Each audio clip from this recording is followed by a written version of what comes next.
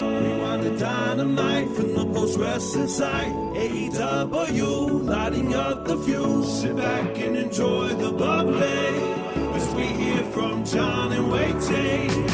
Where we're going, we don't need roads. And if the buck stops here, this thing might blow. Everything you hear are opinions of the show. And if you don't like it, go to the forums and let them know.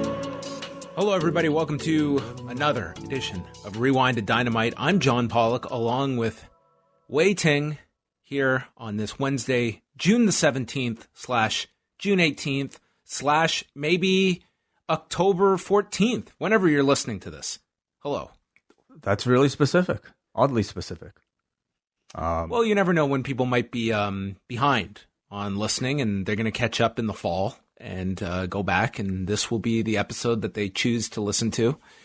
This behind? Like some people. 4 months behind? You know, wrestling doesn't really operate in seasons, so you got to create your own. And sometimes people are just going to create their own breaks. Well, hello to you from the future if you're listening to this. I'd be really curious to know what made you decide to listen to a 4-month-old edition of you know, these reviews, obviously, we put a great amount of effort into every single one of them, but I do consider them somewhat disposable because they are so, like, about the specific period that we are talking about. Like, unlike a Rewind-A-Way where, you know, they're a bit more evergreen, you know, because we are already talking about something old. These week-to-week shows, are there people that go back and like, watch them and then listen to podcasts about them afterwards? I'm definitely curious. I'm sure there might be one or two. I look at these as, these are like diary entries, Wai. We're documenting history multiple times a week. So we can go back and say, what was happening back? Can you imagine, like, to go back to one of these shows from November?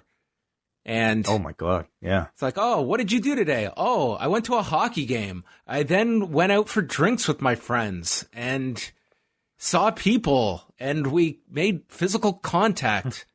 I shook hands with my friends. Yeah. This would be major news to do today, but would just be not even mentionable all those times. You know, life definitely moves very fast. So yeah, that would be interesting. What was the last time I saw you? It was March. Do we know a date? It would have been March. It would have been for a hangout or something like that. The last. First empty arena smash. There was a Wednesday. The Wednesday is when everything went crazy because there was the AEW, and that was March the 11th. So I don't know if you came over the next day for the hangout or not. I don't know if we had stopped. We did. By In then. fact, we recorded something with Braden and Davey that day. Did we? Oh yeah. Okay, so March 12th is the last time I saw you. Yes. Wow. In person. I mean, you know, I see you all the time over a webcam. Yeah, but I never know if, like, you're doing tricks. Like, maybe you've put a filter that I just am not understanding of. Maybe you're totally different. Maybe you're bald now. Sometimes I'm not bald, but No? sometimes like when you disconnect, I have to replace your face with like a still photo, like when your camera freezes. So that does happen. Yeah, I've now learned something that infuriates me more than my earbuds getting ripped out. Skype disconnections. Yes. I'm definitely like on the hunt for a different alternative to Skype because I understand Skype is definitely, you know, if you haven't realized it, they are certainly, I mean, talk about a technology of the past, you know, maybe even a technology from November, back when Skype was the dominant force. Well, not so much anymore. I don't hear anyone talk about Skype. It's all Zoom. No. It's all Zoom. All Zoom. Skype, I think, has just got trampled in the marketplace. Oh, they definitely lost out. And maybe much of that just has to do with its capability for, like, teleconferencing. But, I mean, there are issues with Zoom, too. Like, privacy issues, of course, and who knows. So, I am on the hunt. Well, Wai is going to continue to... He just tells me what to do, and I just follow suit. I hope that the issues are not on my end. I hope we can just collectively blame Skype, and then you and I are free of any guilt. Sure. Yeah. All right. We're going to get to Dynamite tonight. We'll also get to your feedback and questions and tee up some other things we have planned this week. But we're going to start off with the news. And there's a significant portion to get to. And I want to start off the top with a pretty serious story involving David Starr and allegations that were presented by a former girlfriend of his that just goes by Victoria, and she had posted interactions between the two, and she included this long message. And, she initially just stated that, he is someone that mentally, emotionally, and sexually abuses his girlfriends. And she cites, I want to bring up the exact quotes here. She stated it was largely, focused around, the entire relationship. And it's something that seems like it was not a healthy one, but does bring up a incident where after a concert, they were at a hotel room together. And that seems to be where this issue took place, where she is alleging that she felt pressured into having sex with him. They both acknowledge that the sex occurred, and they disagree over whether she stated no or not. She has gone to great lengths here to explain kind of in detail all of this. And Starr has since come back, and he put together a very, very lengthy letter acknowledging that, he was an awful partner, but maintains he is not a sexual predator, and goes on to state, I am not a sexual predator, but I have been a dickhead to my partners. I'm owning up to that and taking this time to grow. I will not go on the offensive. I know I've been an emotionally immature dickhead to my partners, Victoria especially. And this is where she came back and had stated they had the argument, this all was on Twitter today, where she had stated there was a verbalized no and an I don't want to do that. Why else would you tell me I liked it and gave me the silent treatment all day? You're remembering it wrong for the internet. And he stated there wasn't, but it's okay. I've come to terms with the fact that I was the C word to you as a partner. Regardless of the anger I felt towards you for your repeated harassment and leaking of my nudes, I know that came from a place of hurt that I caused. It's okay. I'm not entitled to a platform. I'm not entitled to wrestle. I'm not entitled to be believed when I say I'm not a predator. I know I'm not. I hope you found peace with this as I have found mine over the past several weeks. And anyway, there's a lot here. I think that it's largely, accusations that, clearly there were enormous issues on Starr's behalf here, and that he is owning up to, but not going so far as to say he was in the wrong in that one specific incident. It was not a statement on Starr's behalf that was met with a lot of understanding by people. I think that many thought that this was lacking in terms of his statement and being remorseful. In terms of accountability for right, for a lot of his actions. It also worth noting here that this letter, he claims, was originally written on June 8th, a week and a half ago. Both the statement about, I think, his prior relationships, as well as this letter to Victoria, which he never sent. These were in the form of screenshotted JPEGs from his notes app, and allegedly they were written, according to him, a week and a half ago. But I think a lot of, certainly, it's not a crime to be a bad boyfriend. It's not even a crime to cheat on your partner, which David Starr says he has. But the allegations of rape are incredibly serious, and they should not be taken lightly. And first, I think it's important to applaud the person stepping up to throw the accusations out, regardless of I think. Because quite often, Wai, in these situations, the focus all becomes upon the well-known half, the celebrity side of it, and not so much the victim. Well, that is the male side, John, and because regardless of, I think, where the truth may lie, I can guarantee you that the person who threw these accusations out, it's not a party at all that I'm sure that person is experiencing. And if you read the replies, you can see that for yourself.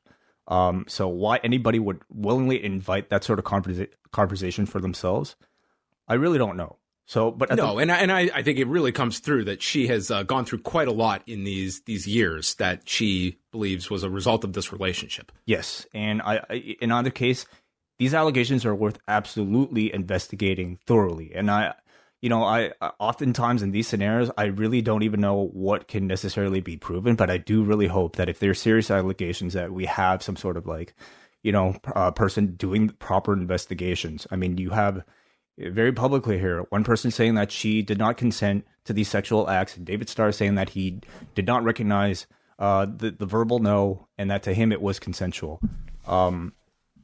Starr does accept responsibility for the interpretation that the other person has, but I think that in itself is maybe what a lot of people have issue with. It was more so saying, it comes across a little like, I'm sorry you felt like that was rape. That was not, it's incredibly tricky. And again, very serious allegations that I think should be treated seriously, and really it should be talked about seriously, even from yours and I's perspective. The other thing that was alleged here from David Starr was that his nudes were leaked by Victoria. So, that certainly, I hope, is properly investigated as well, if that is true. And, we await to see if there are other stories of these incidents happening, because Victoria, at the very least, I don't know if, how specific some of these other instances with David Starr's exes were, but it seems to be a repeated pattern of bad relationships that Starr has agreed that he's had. And so we await to see if there are any other accounts of it. Yeah, I mean, she brings up in this message, why do I have a girl I don't know reaching out to me to discuss the shit ways that you treat women? And she, paints this as pattern behavior and not so much isolated.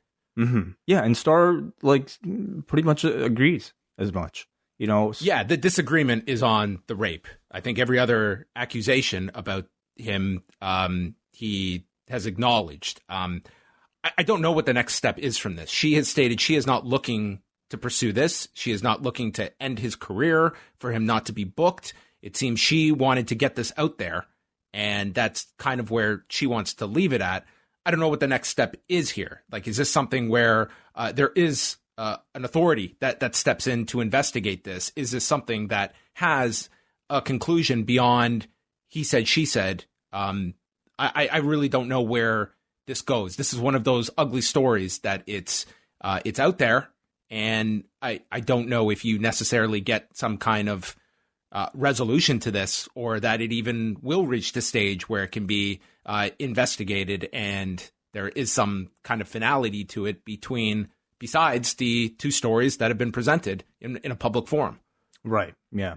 I mean, with how at this point the public the case has become, I mean, I would certainly hope so, that there in the end is some justice to be found, but that would depend on how many people would actually go through, whether or not the victims would actually proceed with something. I honestly feel like in Starr's case, if he truly feels like he's innocent, I mean, it would be in his interest to see this go to towards a further investigation. Yeah. So that's it. I tried to lay it out as concrete as possible on the site. There was a lot of messages from the two sides, and it's kind of just laid out as it is. I don't think this is one of those stories where any of us should be weighing in on opinions and such like that. It is pretty much laid out there for everybody to see. And I think that to Wai's point, that the notion that people just bring these kinds of things forward when it's a terrible situation to be in. It's ridiculous. Yeah. Yeah, completely. We have a few statements from the WWE side about some of the stories that we talked about the other night, starting off with the friends and family that were permitted at the WWE tape. Well, actually, let's start off with today's tapings, because that's a bit more pressing. So when we last left you off on Monday, we were talking about the positive COVID-19 case with a developmental performer who was not named, and this led to the cancellation of Tuesday's day of tapings, where they were set to do next week's Raw, next week's SmackDown, and a host of other programming as well. So that all got wiped on Tuesday in favor of doing proper COVID-19 testing. And it seems like this was, wrestlers, staff. I spoke to some people who had the test done, and it seems like everyone had the nose swab done. That's what I heard from the people I spoke to. We also got videos from the likes of MVP, Mojo Rawley, who were getting the nose swab done. And then the test results were still trickling in on Wednesday, and it led to a delay because today, on top of the tapings that they had planned for Tuesday that got moved a day, they had 2 episodes of NXT to tape today. So what ended up happening was that SmackDown, this was first reported by Gary Cassidy at Sportskeeda, and then I heard the same, has been moved. So it's next week's SmackDown will now be done on that day, on Friday, June the 26th. So that was taken off the schedule today. They started the tapings late, but they did tape Main Event, 205 Live. They did do next week's Raw. And then tonight, they did NXT Live. And then as soon as NXT was ending tonight, they were going to tape next week's episode. So they're doing that as we speak. So that is where everything is taping-wise. And also, PW Insider noting that the friends and family portion of the crowd, they were also tested and brought into the arena again, which I was surprised that they were so steadfast on making sure that was a priority after this latest scare. Did you say they were all tested? They were tested. Okay. Yeah. So, anyway, so they apparently, were part of the tapings. And on Tuesday, this statement was sent out to John Elba of Spectrum Sports in Florida, WWE, stating, "Fans have not been in attendance at WWE events since March 13th. Yesterday, a select number of friends and family were permitted to attend WWE's TV production. These individuals were required to participate in medical screenings prior to entering the closed set at our training facility and were kept apart from in-ring performers and production personnel. Attendance was below 20% capacity and social distancing guidelines were adhered to with at least 6..." Which is bullshit. Yes, we'll get to that. With at least 6 feet between parties. Thus, face masks were not required. So this came after, reports that masks were not allowed to be used. The statement on screen. On screen. Yeah. We don't know about backstage, but yeah, we don't know about backstage. But this statement, first of all, I think it's really splitting hairs when they're saying fans have not been in attendance since March 13th. These were friends and family. I don't know what the difference is between a wrestler's buddy and a fan, but we're talking about a select group of people that was probably invite only. Anyway, if you want to argue what are somehow fans versus friends and family, there's different antibodies that exist between them. To me, it's the exact same thing. Whatever you want to say.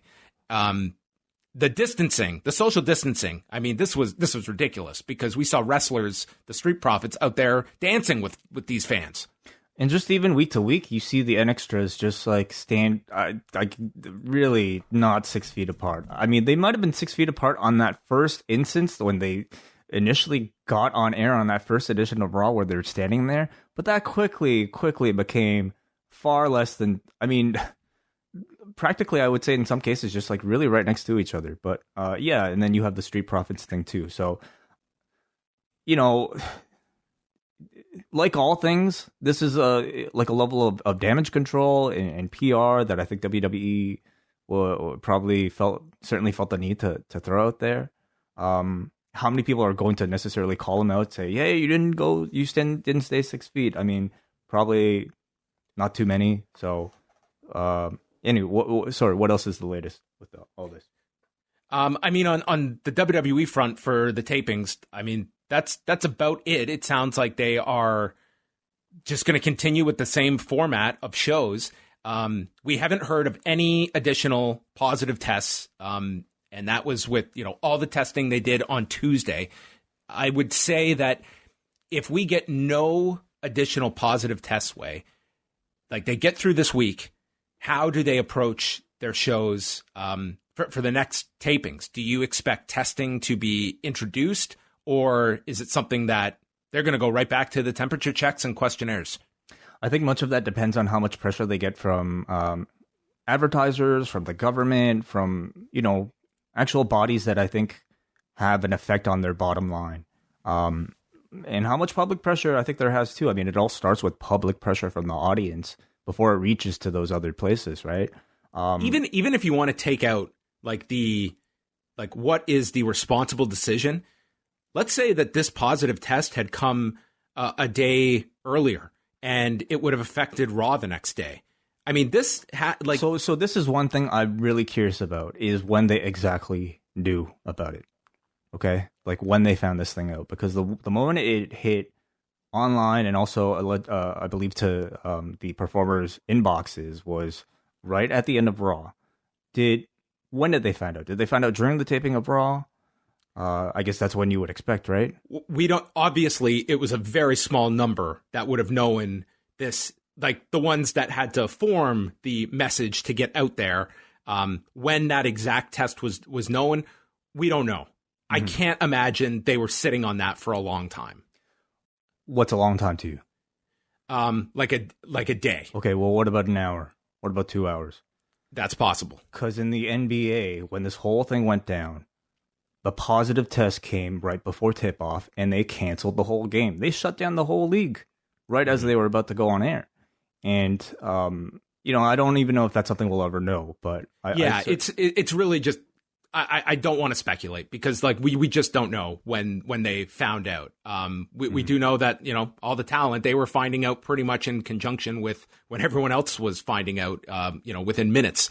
So I guess my point being that had this happened on, say, Sunday night at the same time instead of Monday night, and the next day you're faced with the decision either, okay, we're canceling Raw because everyone needs to be tested, or we're not going to test anybody and we're going to go through with Raw.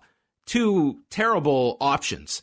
And to me, that is where testing, maybe it's time we sit down, and this is not going to be a great answer for the talent, but bringing them in a day earlier than they already are so that we can test them now.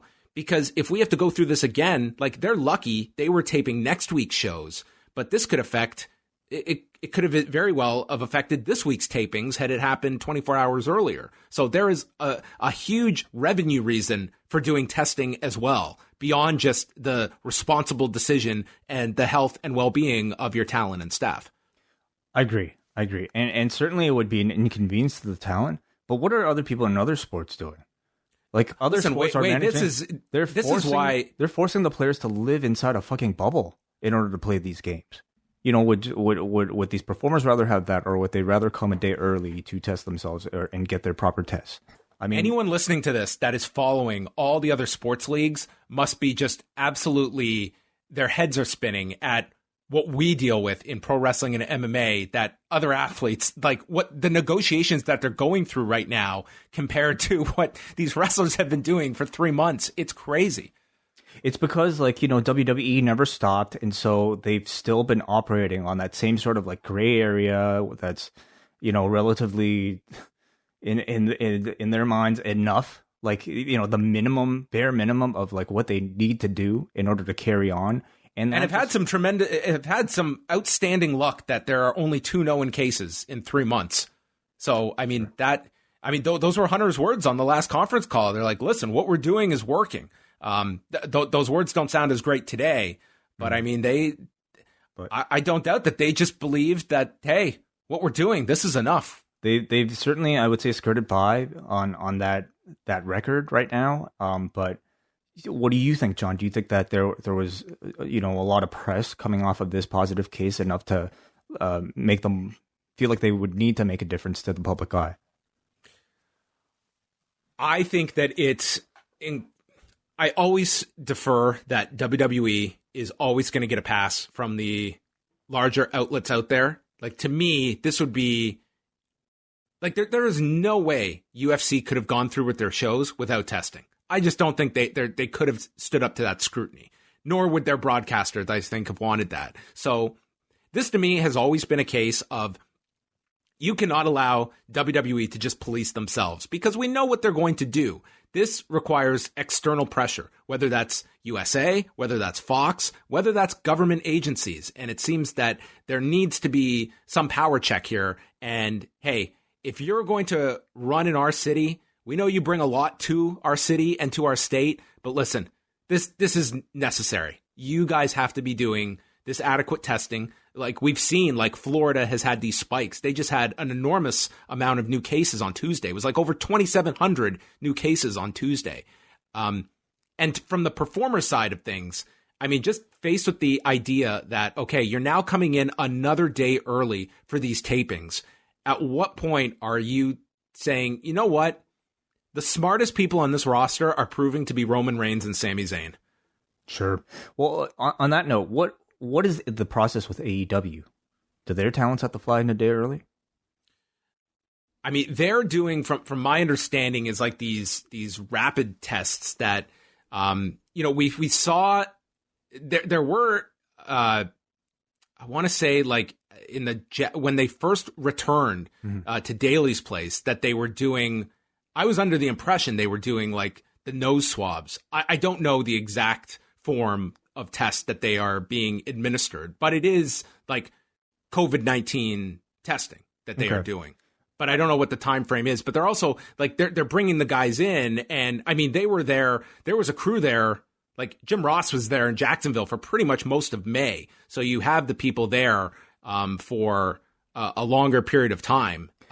See, if it's a form of rapid testing where they can get the results right away, I think that is the bare minimum that we should expect them to implement, right?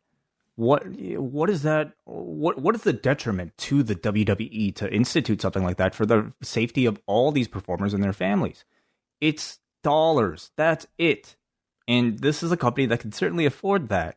So the fact that this was available to them, to a company like AEW, to other companies out there, and WWE hasn't already, just instituted it just out of courtesy to their performers who are coming out there, traveling through airports every single week or every 2 weeks. I mean, I think that's irresponsible. There's no excuse. There's no excuse not to be doing it, especially at this point. Like you have gotten by, and all we've heard about is 2 cases. I think this is really a line in the sand moment, but we're gonna see. Like it never stuns me what WWE is able to get away with and pursue forward. Like I never would have imagined that they would not skip a beat during these entire 3 months to this level. But listen, even if you want to be the biggest cynic of WWE, there's a heavy financial incentive to make sure that you don't get a case where you've got to cancel tapings and suddenly you can't produce that night's Raw or that week's SmackDown. That this week, like had the timing been different, could have happened. And again, we don't know that exact timing.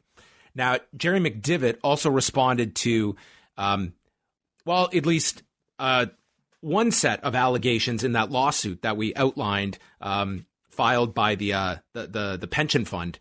And Jerry McDevitt gave this following statement. These false allegations were originally made in 2 suits filed by 2 different law firms. And this statement, by the way, was sent to Alfred Kinawa of Forbes. After the court appointed a 3rd firm to be lead counsel, WWE provided all 3 law firms with specific detailed facts from the persons with actual knowledge of the situation, including the phony allegation about the plane. The first 2 law firms then dropped their lawsuits to avoid sanction motions, but the 3rd firm chose to ignore the specific facts they had been provided and instead cited an unnamed, disgruntled former wrestler with no knowledge of the facts. WWE is preparing its response to the lawsuit and will be moving to have it dismissed. So, McDevitt is pretty much stating it's complete BS what the allegations are in the suit, and that they would have been wise to not pursue this case. Right. And specifically, we're speaking about just the plane incident. Yeah, he points out the disgruntled wrestler, which was Confidential Witness 2, which was all the allegations surrounding Crown Jewel. Not not specifically noting the first confidential witness, which was the NBC employee in Saudi Arabia that was talking about the entire like television rights deal and largely like the big discrepancy there of the figures and trying to finish that rights deal. Yeah, no, I mean, it sounds like WWE is sticking to their story, and of course, we need to say it's entirely possible that they're telling the truth, right? Like, what really? Listen, a lawsuit is just it's allegations that ultimately those are allegations. They have not been proven. It is possible that the people that are stuck on the plane, the various accounts that we've heard at this point of people that were present at the, or at least knew of people that were present at the incident. It's possible that it was just a misunderstanding and that it was just mechanical failure. It is possible, and we have to be open to that. I'd love to see, I suppose, this proof, and whether or not it ever makes it itself publicly known.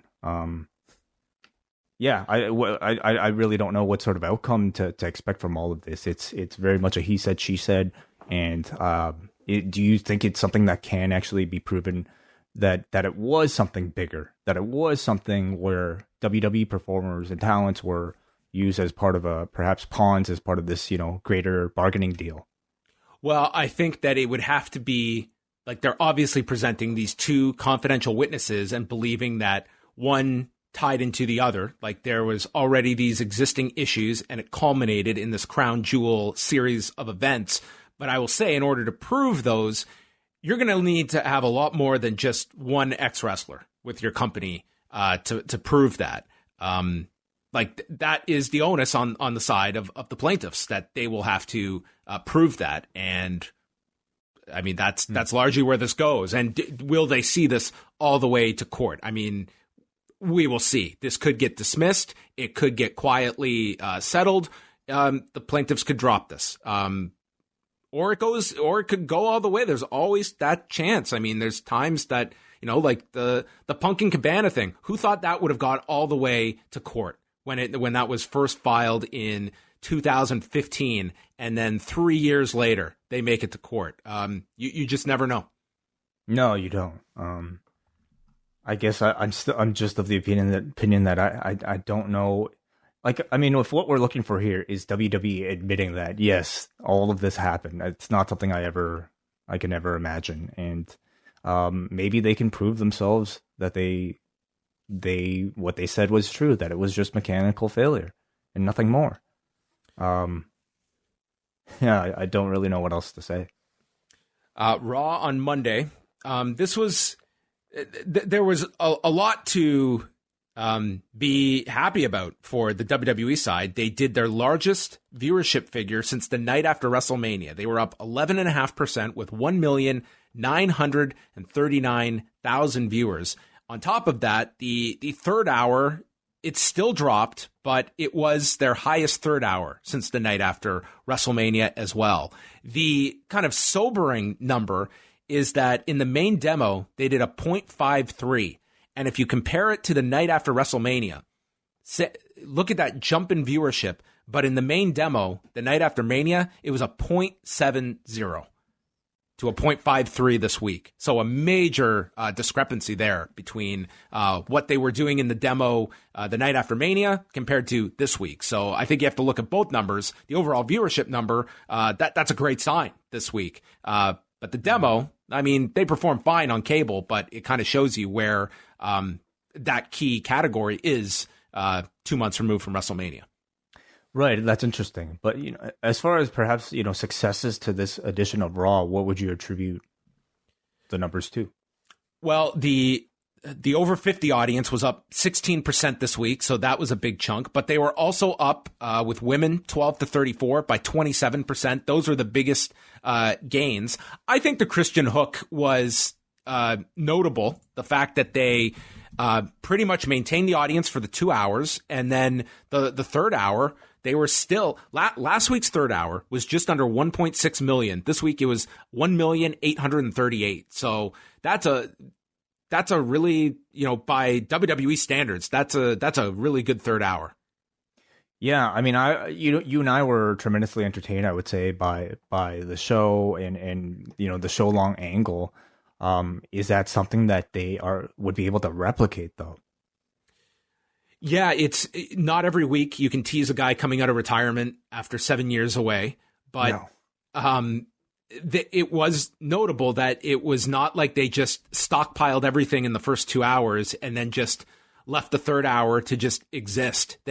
They put up everything in the third hour and made this much more of a build from segment one to the final segment with Orton and Christian. I certainly imagine that's going to be a formula they continue because week one, it proved to be a successful formula.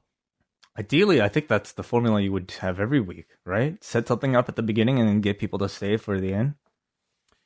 Yeah, the question will be how many compelling ideas you have weekly for these 3 hour shows. As we get setway, are you ready that this July, in 1 month's time, it will be 7 years of 3 hour Raws? You're kidding me.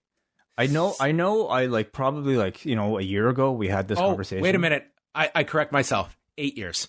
Oh, shut up. Okay. 8 years. It was July 2012. I think every year you probably tell me the anniversary of this, and every year I'm like flabbergasted that we spent this much time like watching these 3 hour Raws. It's like, God, it's like like in the Avengers, somebody's like the snap happens, and then if we're just two common guys, you'd be like, wait, can you believe it's been 4.5 years since half the population was dusted? I'd be like, 4.5 years? Wow, it just felt like yesterday. It's that type of event.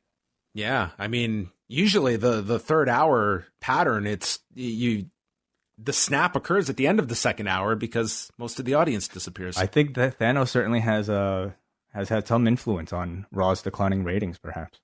Oh, Vince would love Thanos, I think. Oh my goodness. You think so? Look at him. He's jacked.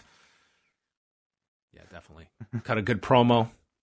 Mm-hmm. He'd probably change his name. He'd probably cut off something cut it in half. He'd just. I think you put him in a bowling competition. Yeah, or sure, put him in the Revival's outfit that they had made for them. You would make him a rapper. Yeah. So there you go. That's the Raw number. Have you seen have you been keeping up with the New Japan Cup at all since it started? I have, yeah. I have. I saw the first day, but I did not see any of today's. I heard that Suzuki Nagata is definitely one I have to check out. Well, again, I think part of the appeal for me is just to see all these wrestlers again. I mean, it really is a breath of fresh air. I think for people that have really been sick of empty arena wrestling, I would definitely encourage you to give New Japan's recent shows a shot, because I really do feel the drag of the empty atmosphere to be less on a New Japan show. And part of the reason I think is because Japanese crowds are often just they start off the matches pretty quiet anyway, and because there's a lot more action to focus on, in my opinion, throughout the matches. Not all the matches are high quality. Certainly, man, there were some stinkers. Dude, that Toru Yano Jado match was one of the worst of the year. The Okada Gato match, I don't know what people expect of that one anyway, but I didn't think it was very good either. But I have to say, if you're going to watch one match from each show for the first night, it's definitely the main event between Tomohiro Ishii and El Desperado. Just a fantastic match. The best singles match I've seen El Desperado wrestle in. What did you think of that one, John? That was great. I mean, it was, Ishii was outstanding in this match, and Desperado, I think this was one of the best singles matches that we've seen of him. That was great. I really enjoyed Togi Makabe and Yota Tsuji. That was a great opener as well. And I like that they're keeping these shows to 5 matches. They've done the 4 tournament matches and then a tag that they throw in.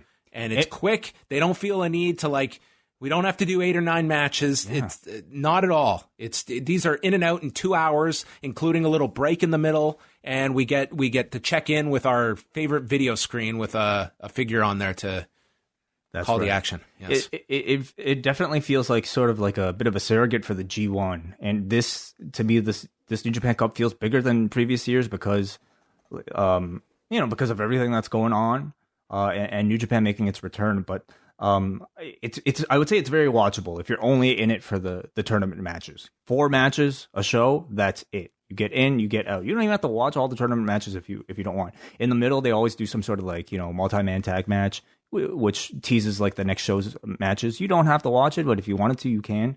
Second night, the must-see match, as John mentioned, is definitely Eugene Ogata versus Minoru Suzuki. If you're in it for like strong style, if you're in it for like Minoru Suzuki being a dick and hitting as hard as, if you want to see two old men hitting each other, slapping each other in the face as hard as humanly possible for 20 minutes, this will be it. Okada and Suzuki, they always have great matches together, but I'm really glad we're going to get Okada and Nagata next week. Like, I'm really looking forward to that. It's a fresh match. Well, come on. It's okay. Keep up. Also, I'm going to make mention that Mike Murray is doing New Japan Cup reports for us on the site. So he will be keeping up with the tournament in written form at postwrestling.com. And they're off now until Monday. Monday is that loaded show where we've got Tanahashi against Taichi. Who's your pick? Tanahashi, Taichi. Okay, well... I think Taichi's upsetting Tanahashi in this one. Are you serious or joking? No, I'm serious. I think this is going to be the upset one. I don't see them doing Tanahashi against like Ibushi or Zack in the second round, so I'm gonna go Taichi. You think it'll be a first round elimination though? Yep. Interesting. Well, I'm gonna say Tanahashi then. Okay. Ibushi and Zack Sabre Jr. So then it would be, I guess it would have to be Tanahashi, Zack. Okay, because I'm going with Ibushi and Taichi in the second round. So you and I are going to be on totally different pages. Then Ryusuke Taguchi against Sonata. That's a sleeper match. I think that could be really, really fun. But I'm picking Sonata. I'm picking Sonata as well. And then Sho and Shingo Takagi. They had a phenomenal match last year. I imagine Some people's match of the year. That was it was outstanding. Everyone talks about the Shingo Will Ospreay final, and that was outstanding, but this was not far off. I loved that match last year. So this is not going to have the crowd like the way they got behind Sho, but man, they'll still have I'm sure they're still going to tear it down. So I see, probably Shingo and Sonata in the next round. That sounds awesome. Yeah, so a lot of great stuff. So then the first round will conclude on Tuesday, and then on Wednesday, they start the second round. So those are the upcoming New Japan Cup shows. Did you still want to talk about Last Ride at the end? Oh, I totally forgot about Last Ride. Yeah, we can chat about it at the end. Okay. Let's chat first about what is coming up this week, Wai. What is coming up this week? So, of course, right now on their feed, very likely you can find Up Next and their edition of tonight's review of tonight's live edition of NXT. So you can see what the BD are up to, what they're cooking in their backyard, which they've dubbed at the MSG. I forget what MS stands for, but it's something garden.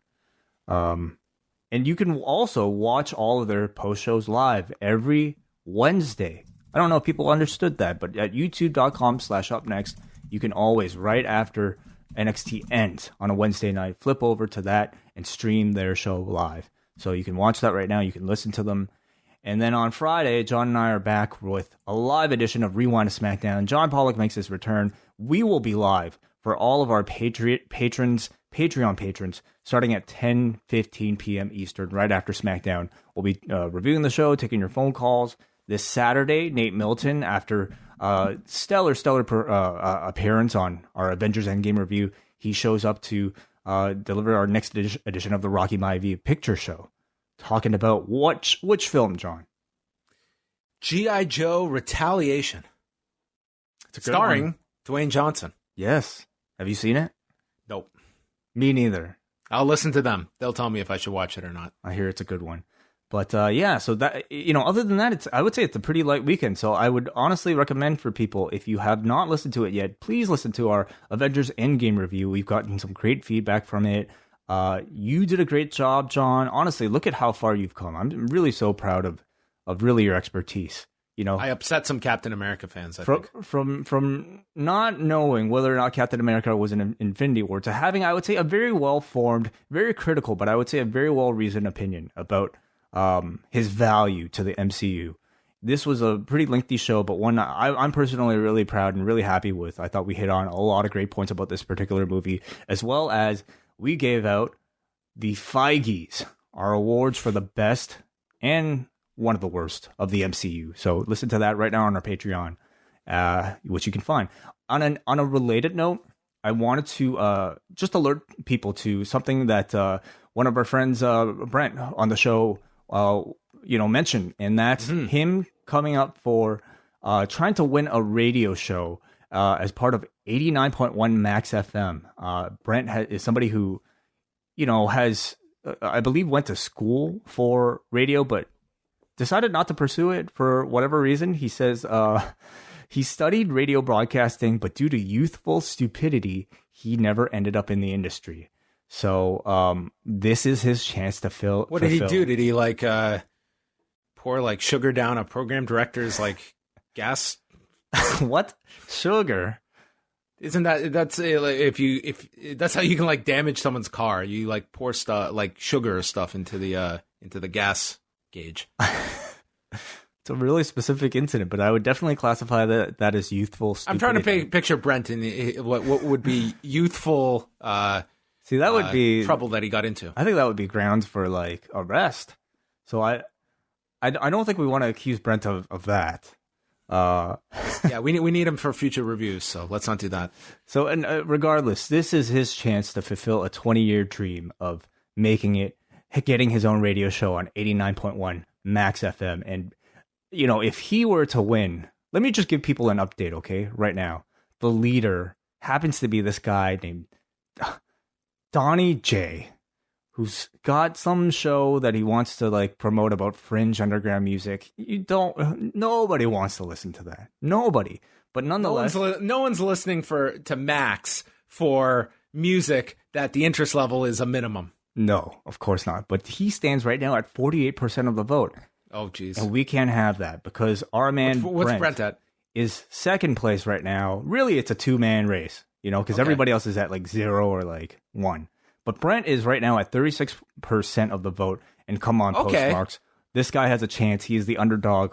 He has a show that he's proposing called The Dark Side. So if you're a fan of The Cure, of Rob Zombie, of the Sisters of Mercy, of Joy Division, or of 9 Inch Nails, you're going to get plenty of this type of stuff from Brent Chittenden if he wins. He promises. He might even take a request from you.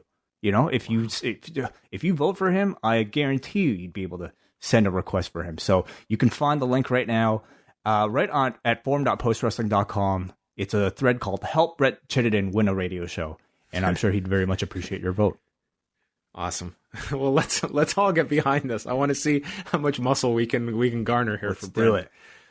Well, if you're going to be sitting back and listening to Brent and the Dark Side, nothing better than getting a Post Wrestling T-shirt as you listen. What a segue. Are you ready to give away a shirt, Way? I am ready, yes. And you know what? Before I even do this, I wanted to update everybody on some of you who may have had orders already put in. As many of you know, a lot of mail everywhere is receiving big delays. And part of the people suffering this is the place that fulfills our orders for our T-shirts at store.postwrestling.com.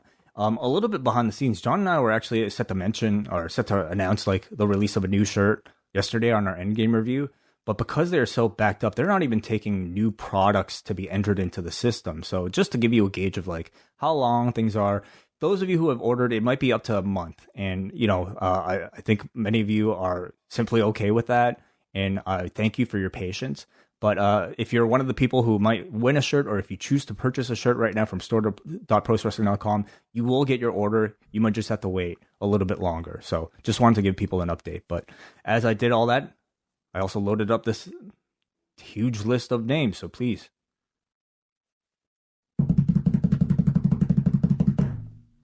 The winner is... Congratulations to Michael Darcy, a familiar name from our listenership. So congratulations to Michael Darcy from La Mesa, California. You win a T-shirt in about a month. Bear with us. All right. Well, if you are a member of the Post Wrestling Cafe, then you are always entered into this weekly draw to win a shirt. So sign up for the cafe, get your bonus shows such as the Avengers Endgame panel review, and then you can win a shirt. But now we move on to Dynamite from Daly's Place. This was taped last week.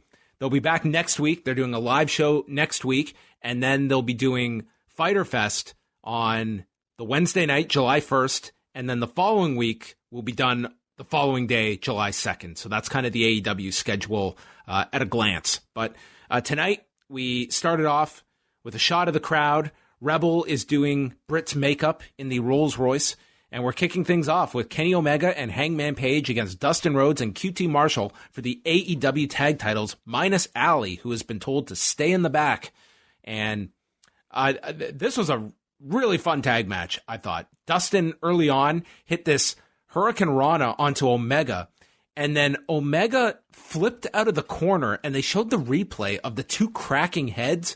And we had just seen them both kind of selling, and like Dustin's like shaking his head, and the replay explained like they just nailed each other in the head as Omega was thrusting himself out of the corner. See, this looked like it was a clear botch, didn't you?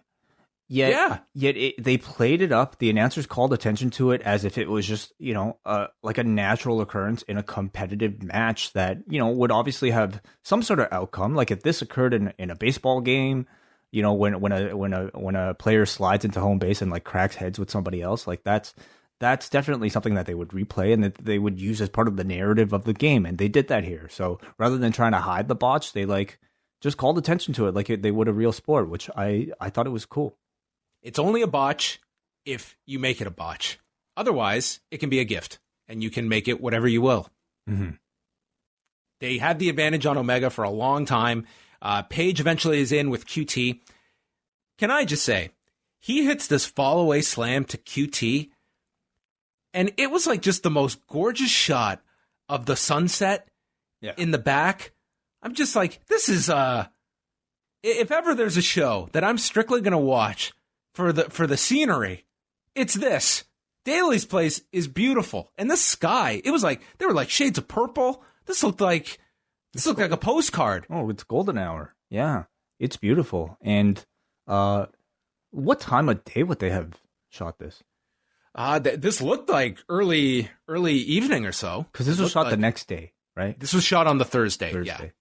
Yeah, no, it's gorgeous. And I think week after week now, Daly's place is certainly proving to be, the signature, the hallmark location for AEW. And one of the signatures is its ability to capture like the sunset as they tape these shows. So definitely. And probably a lot better to be in an open air facility, yes. Like without a doubt. Absolutely. Yes. Rhodes is swearing up a storm here. He had to be censored here.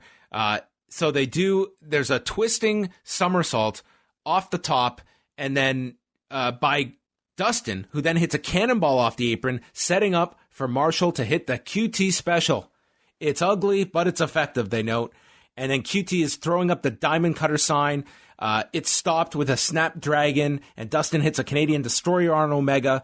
Page eventually takes the diamond cutter as all four are down. This is when Allie comes out cheering on QT from the stage, and he misses his twisting moonsault, allowing them to double team QT. Dustin sent to the floor, and they hit the last call double team maneuver and pin QT at 12 minutes, 56 seconds. I thought this was a great tag match. I thought so too. Really good, high quality tag team match to open the show.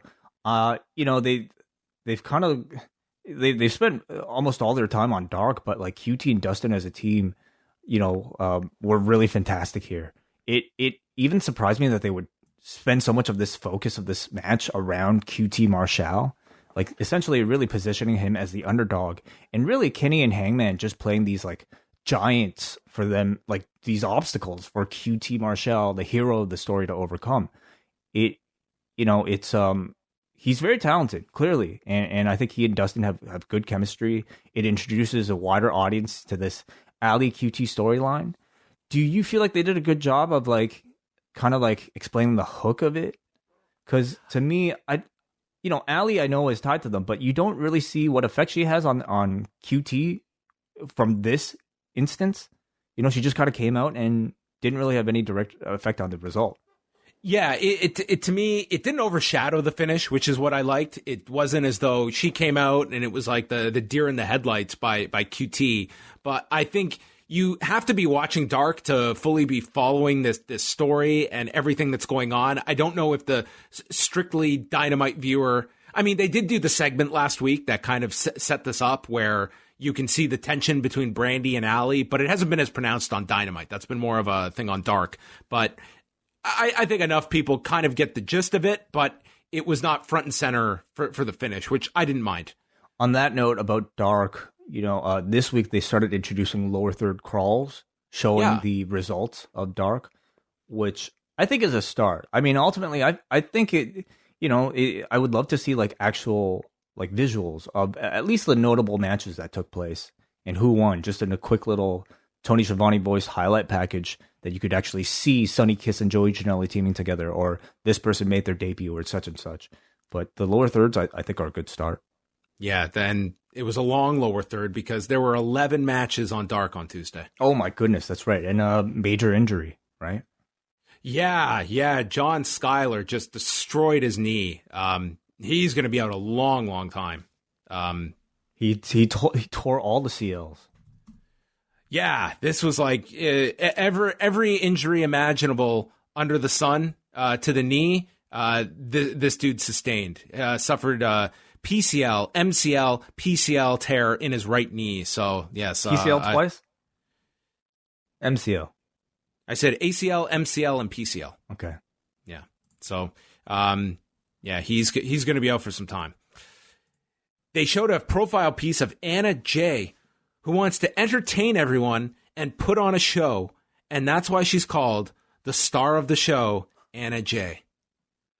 It was a video that was really well produced, showed you who this person was, but I can't say really told you a whole lot.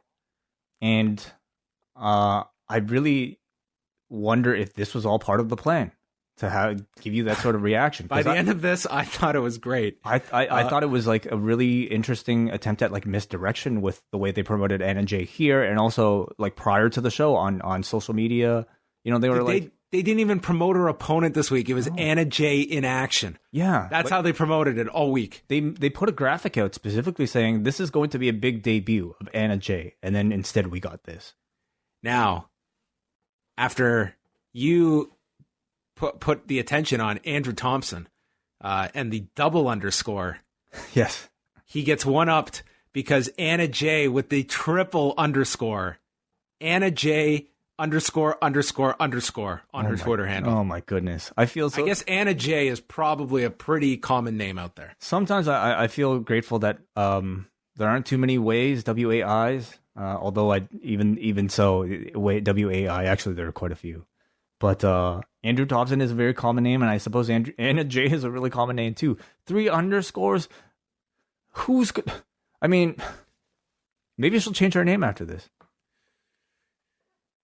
Yeah, she should do something. Like I would like add a anything 0937 Anna J 0937. Well, yes. Hey, Anna J. How grateful do you feel that you at least got like I am John Pollock? I couldn't get John Pollock, and that was in 2009. It's true. So I just went I am John Pollock. What do you know about the guy who actually has at John Pollock? He's like an actual like scholar, and he gets like wrestling questions every now and then that he has to send to me. So we actually, on Instagram the other day, I got invited to a group of 180. This is so stupid. I got invited to a group of 187 people named John Pollock. You're kidding me. It's like, wow. If you want to join, we just talk to each other. It's like, no, I don't want to join this. 187 John Pollocks. Holy shit. Please join, John, and please inform us. What are some of the topics of conversation? Okay, I have the invite. Maybe if I'm bored one day, I'm going to join. I was just the fuck do you have to do all day that you're chatting with 186 other John Pollocks? Like, what is the conversation starter? Like, hey, guys.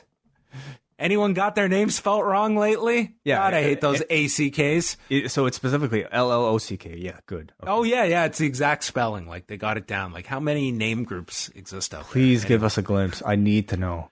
And I also want to know. I mean, I imagine this to be the case, but I want it kind of proven. You have to be the most popular John Pollock in existence, right? I don't know if I am, to be honest. Like, when I was young, there was a book on cricket written by a John Pollock, so I bought it. There's like several John Pollock authors. Cricket, like the sport? Yeah. So okay, I'm looking up. Wasn't the scholar here? I'm trying to find. Typing it up, and I'm coming up. But that's is this at John Google. Pollock guy in that Facebook group? He might be. Like, maybe he's the leader. I mean, at John Pollock only has 3,300 followers. So, I mean, he might be. He's followed. This John Pollock, the scholar, is followed by Santino Marella, which I will guarantee you is a mistake. Oh, boy. Amazing. Anyway. Yeah. So, anyway. He's probably. Yeah, he's. Guy looks like he's on vacation. He's like just tweeting out like landscape photos. Okay, he's got like other things here. Restocking John Pollock now? Well, I'm just skimming. He's just like he's been on a lake for a while, it seems. All right. Back to Anna Jay. So Britt Baker is in her Rolls Royce and she has set up a clothesline to feed notes to Tony Schiavone. Not a move. No, like a clothesline. literal clothesline that you would hang your clothes on. Yes. And she pulls it up to Tony. I mean, if there is not a long-term budding romance between these two that is building. No, I would hate it if they went that direction. I mean, I think it's the temptation anytime you have a male and female, but I mean, this is like very much like there is such a flirtatious nature to it between Is them. there? I mean, I look at on Britt's behalf, I think there is. I look at it as almost like, just like, I don't know, a commentator and like a performer who's just really annoying.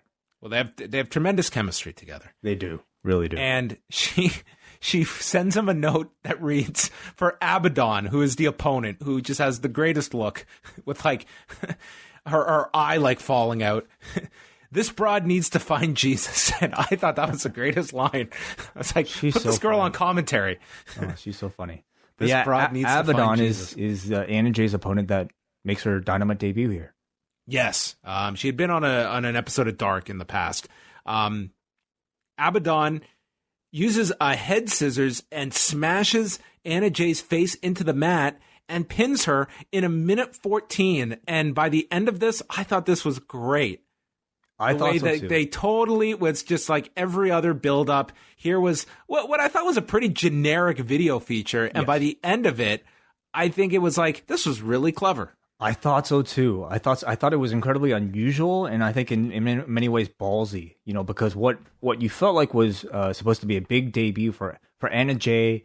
She's probably going to come out here, beat some local QT Marshall trained jobber, and then she gets her push.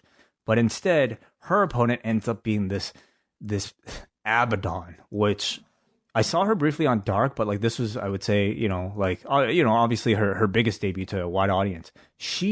I know there are a lot of dark characters in AEW, but this is a character that actually looks scary. When you look at her face, it is, directly something, right out of the ring, straight with like the crawling entrance and everything. To me, like, it's such a unique look for a character, especially in this division, even within the show itself. And I thought she was incredibly unique and incredibly TV ready. So I look forward to seeing more of her. They announced that she was signed after this. Yeah, they did. And I would wonder, like, does she fit into the Dark Order better than Anna Jay? That is certainly the thought. It's almost like, again, maybe too easy, but like, I imagine you might get Anna Jay going for like revenge of some sort. I also don't know if pairing someone in the Dark Order is a great career advancement right now either. So I don't mind that they're going the other direction. Abaddon's a cool character, and Jim Ross describing her is fun as well. Look at this woman. So, yeah, Dark Order comes out here. They gave an envelope to Colt Cabana, and then they helped Anna Jay to the back and took her into the dark tunnel. So, yeah, it looks like Anna Jay might be joining the Dark Order. Yeah, maybe they're going to get her verified on Twitter with a new handle. Sure, yeah.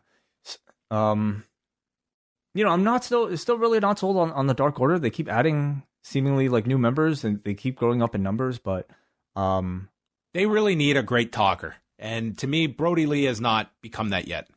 Right. Yeah. I mean, like they don't have that cult figure, that guy who is, the super anyone in that vein that can be that manipulative voice that's super charismatic that gets everyone to buy into his deranged plot.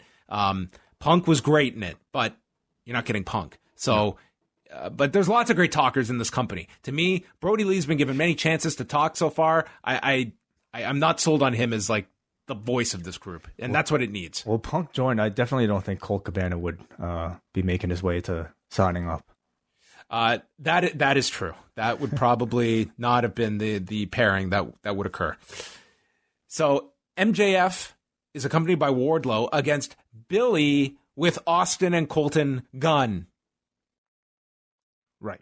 Colton Gunn. Oh, so the other guy was the other son. It's his two sons, yes, that he came out with. But then Colton just disappeared.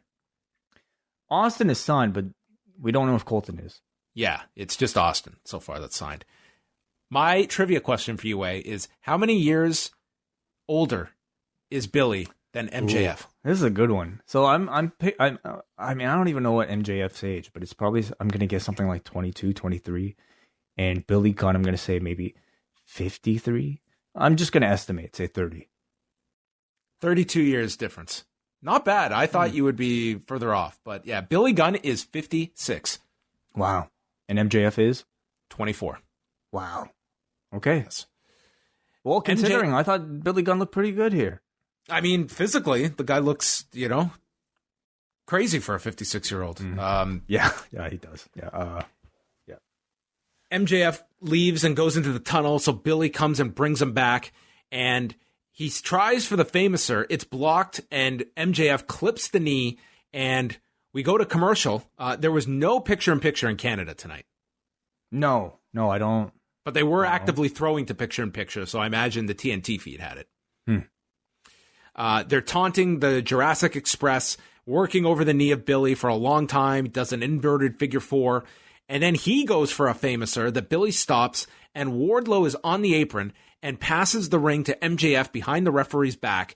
Billy is going after Wardlow as Austin Gunn is clotheslined on the floor, and then he gets nailed with the ring, and MJF pins him. 10 minutes and 7 seconds, but we did have the commercial break in there.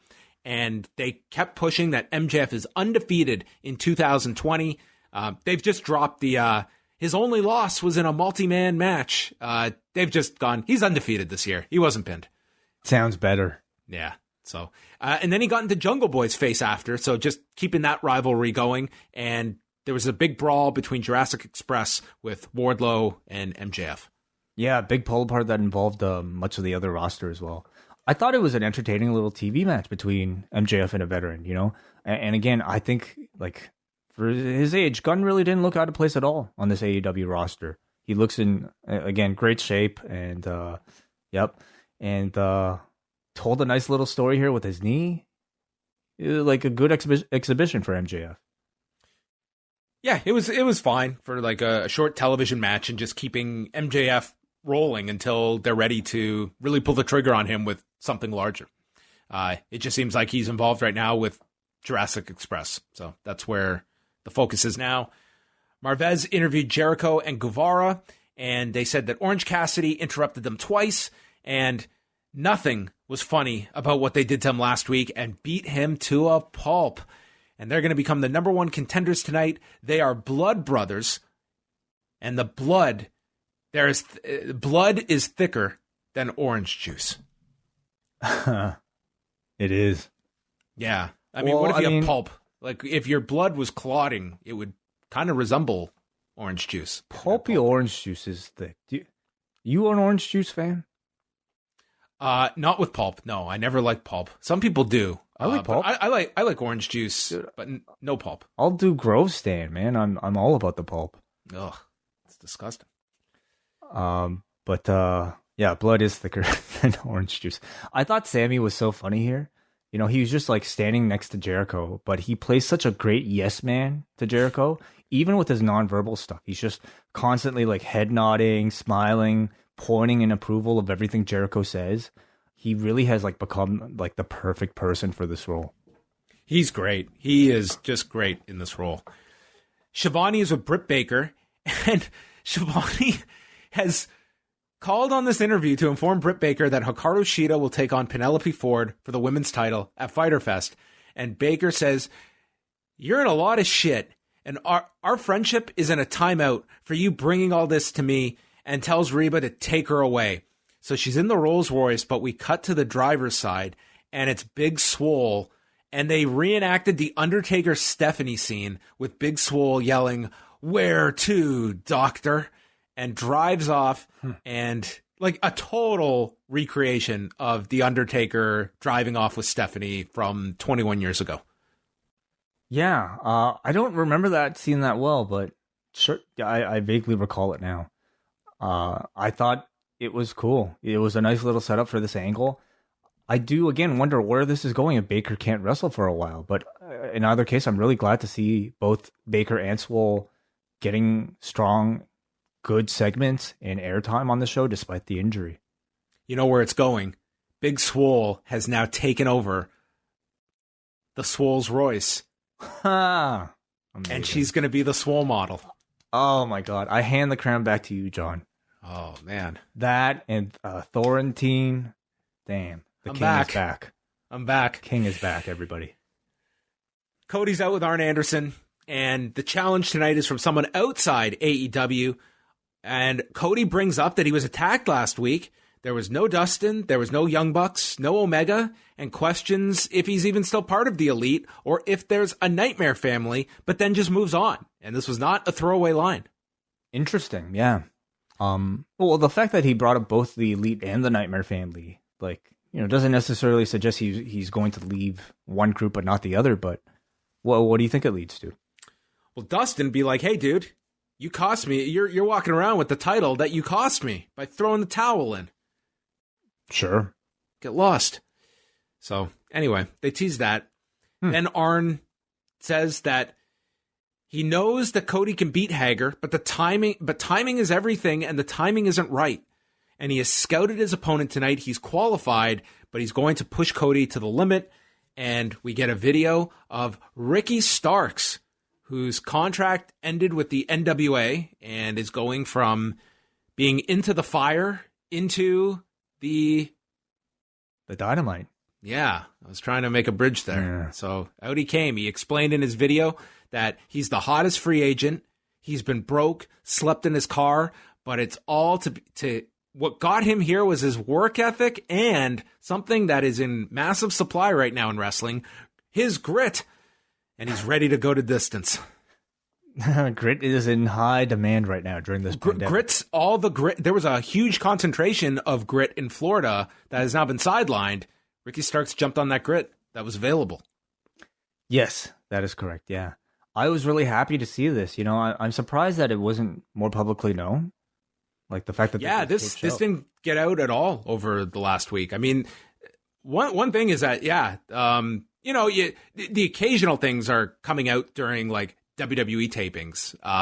But yeah, AEW, like, it's pretty sealed, like these tapings. And it's not that Ricky Starks is this, like, you know, wow, huge news, like headline breaking act. But I think for anybody who's seen NWA Power, you recognize that this guy was definitely a standout performer and somebody who I absolutely felt took great advantage of his brief exposure on that show. Great talker, good in ring, good fit, I think, in AEW if he is signed. And I guess we don't know at this point if it is a contract or just a one-off. Yeah, I mean, just the names just keep piling up. So yeah, we'll see if this is, you know, especially for this TNT championship, like there are, to get this over, like there should be some one-offs and not everybody is going to get signed. But the appearance was so strong, I really feel like he'll probably, if he's not already, get signed. I also thought this was like the first instance of a new non-roster star debuting in one of these TNT Open Title challenges. And, you know, Cody had alluded to it, but this is the first time we got to see it. And it definitely sets the precedent for more surprises on your TV show to come, especially from, you know, like a growing kind of like plethora of free agents that are out there. So like the moment that, you know, one of these WWE guys pops up, I mean, it can make for a highlight of these shows. And all the NXT guys, they're available now. They only had 30 days. So again, Chris Hero's the one I really would love to see. I think that would be a cool one to do. But there's like, yeah, there's no shortage if you want to do these surprises of available names. And then the WWE ones, their 90 days will be up mid-July. So we're not that far away. We're a month out from that. So early on, Cody hit a tope suicida that Jim Ross called an unnecessary risk this early in the match. And then the two cracked heads in the corner, and they brought up both Rhodes brothers knocking their heads at these matches. So Cody comes back. He tosses the weight belt out. Crossroads gets stopped as Starks hits a superplex. They end up on the floor. There's a spear by Starks for his biggest near fall, and then a series of bridging attempts ending with Cody in control, hitting the Crossroads and winning the match in 8:33, and they shook hands afterward. I really enjoyed the match. I actually enjoyed it more than the Mark Quinn match last week. If you're Ricky Starks, I don't know if you could have asked for a better debut on Dynamite. You know, obviously, like, he could have had the standard, you know, come in, beat some jobber. But, like, I think a match where he looked this good, this competitive, this confident against, like, arguably the company's top guy, I think it does way more to put him on the map. Yeah, I thought this was a really good outing, and the video package, to me, did as much for him as the match, because this is a guy that, to me, really stood out with his talking on NWA. Like, that kind of platform really got to emphasize his personality and his promo ability. That was really good on a show that had a lot of good promos. For sure. Yeah. So he got a lot out of that short time in NWA. Like, I thought he really benefited from that exposure. Yeah. So, you know, I mean, after this, I have to imagine that they're considering signing him if they haven't already. Kip Sabian and Jimmy Havoc took on the Young Bucks. They went a lot of time here, and this was sort of just showcasing the various tag teams, because we had Butcher and Blade in the front row, all decked out in white. I mean, these guys looked like they're like hipsters. Like group they of just Buffalo look, hipsters. Oh, these guys belong in like the old Batman series as like the Joker's henchmen. I love this look. I love their like non-wrestling look. You know, a lot of people, I don't know how much effort they really put into like their look outside of the ring, but like Butcher and Blade clearly have something going on. I love it. Okay, there's nothing that I enjoyed more than the flagrant disregard of the 10 count when Jimmy Havoc was in illegally and Jim Ross just piping his displeasure at this lack of following the rules. So they're double teaming Matt, and he's got the injured ribs still. And Jim just notes, Havoc is going to have to leave the ring sometime during this lifetime, as they were double teaming him for a prolonged period. Nick got the hot tag and just looked awesome here with his usual comeback, ending with a sharpshooter on Sabian, while Matt came off the top with a top rope elbow while he's in the sharpshooter. Jimmy Havoc is just bringing in all his toys. He had a floor sign when the slippery when wet sign. He had a mallet. Then Havoc makes the tag to Kip Sabian, and Ross just says, tag to Sabian, Havoc out eventually. So he's just getting on this guy for the constant time he has spent in the ring here. We get a PK from Nick off the apron to Sabian. They're setting up for the Meltzer driver, but B&B, Butcher and the Blade, hop the apron, and they're on the floor when FTR appear, and they're standing down, Butcher and Blade. Havoc then hits a butterfly suplex, and they hit a double stomp by Kip. Nick makes the save at the last second, and then there's the super kick spot that forces Kip to tombstone his partner, Jimmy Havoc, who he has in the position, and they hit a Kamagoye on Sabian for the win in 14:44. It was like a sort of like a variation of the Golden Trigger, where instead of like both guys facing the guy's face, it was like kind of one facing his back, one facing his front type of thing. And looks to be a new finish for the Bucks. Really good match. You know, certainly like the arrival of the other team somewhat interrupted the flow here, but they definitely hooked me back after the commercial break. I think Super Bad Squad, I hate that name. God, what a terrible name. The Super Bad Squad, I think they're a really good team for this like kind of setup role. Really solid in ring, like great way to set up your pay-per-view challengers. Good match.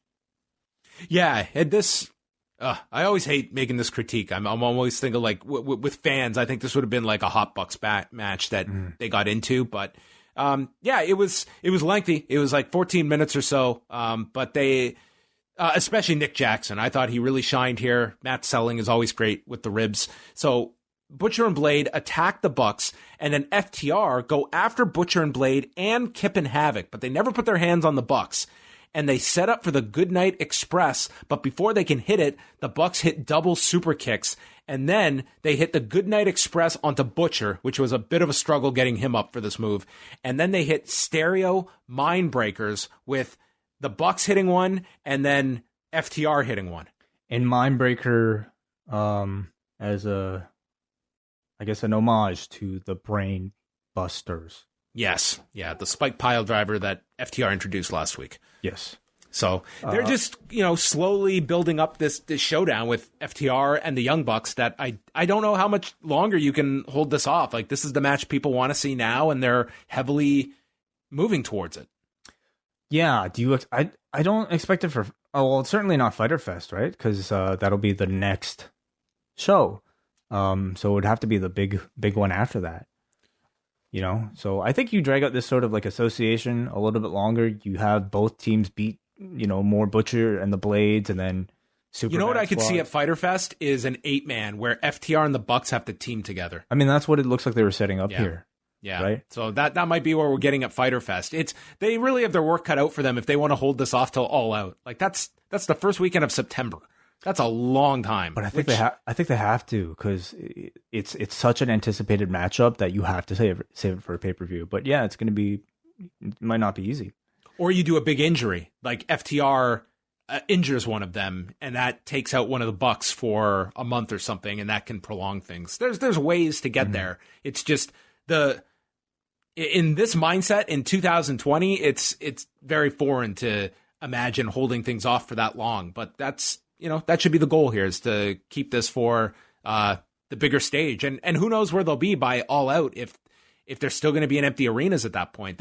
That might be the option that they can have more fans. Absolute Ricky Starks is All Elite. That was tweeted by Tony Khan about an hour ago. So I'm sure there are people tweeting me right now in between us talking about it and the confirmation. But yeah, he is officially signed. And tells you that AEW is in acquisition mode. Like, they have not stalled during this whole period, that they've picked up a lot of people during this period. Yeah, it's interesting because there's certainly other people that were on their roster that, like, what happened to the Hybrid 2? Well, I mean, stuck somewhere? Yeah, Jack is like he's a U.S. citizen, so he shouldn't have an issue getting into the country. But I mean, he hasn't been there, I'm pretty sure, and Helico's out of the country, so that is why he's there. And yeah, like guys like Pac, of course. Phoenix is injured, but Penta still hasn't made his way back yet. Mm-hmm. But yeah, not that anything that has anything to do with anything else. But it seems like they're still looking to grow their roster. Taz did a promo with Brian Cage out by the highway somewhere. And last week they were in their trailer hanging out, drinking whey protein. Mr. Ting's favorite kind of protein. And they heard this crazy-ass banshee, Jon Moxley, threatening to pop Cage's head like a pimple. And Taz tells him that he's a rotten son of a bitch and the miserable gimmick has already been taken by him. And then Cage just followed by saying, I don't know what I want to do more. If I want to drive his head into the floor or take his title. Like you could do both. One could lead to the other. That's an option. Let's keep Taz in the role of the speaker of the two. Yeah. But the attempt to give Cage some lines here, I think it was necessary. He's somebody who isn't just a meathead. Yeah. I think he it's good to have. He needs to be Thanos. He needs to be Thanos. That's who this guy is. Thanos. What do you mean? Brian guy Cage. Who can speak and fight. That's what they want. Eventually, but I mean, he literally had the glove in Lucha Underground. He had the power glove. But certainly having Taz there elevates it to a different level. It doesn't mean that Cage can't really speak for himself occasionally, which I think they're trying here. And he also threw in Canyon's line at the end. Who better? Yeah. He was Canyon had a big role in his that was like a mentor to him. So Moxley after the break cut a promo. The longer version that Taz never got out. Beat me if you can, survive if you're the miserable son of a bitch that can survive when I drag you into deep waters. That one I don't think Len Denton ever had that in mind. Yeah. So that's a long t-shirt. Next week, Matt Hardy, Sammy Guevara in a singles match. Brody Lee and Colt Cabana, which they explained the envelope was a contract, taking on Joey Janela and Sonny Kiss. And a lumberjack match with Wardlow versus Luchasaurus, which I will say on paper, this is like, we'll see what they announce next week, what they add to this, but this was not not a lineup that jumps off the page at you. And they did not mention a TNT match for next week. Right. Yeah, I wonder if we'll get one. I imagine they'll probably announce things throughout the week. Yeah. But, Matt Hardy, during commentary for this next match, mentioned how he's letting Sammy Guevara pick the version of him that's going to appear. And I really like this little detail that they put on this graphic where they had a photo of Matt Hardy, and then in the background, it's just like, kind of like 50% opacity heads of his various characters, which I thought looked really cool. Rebel is searching for Britt Baker and finds her in a dumpster. And this was a much better segment than the other involving a dumpster at God. Backlash.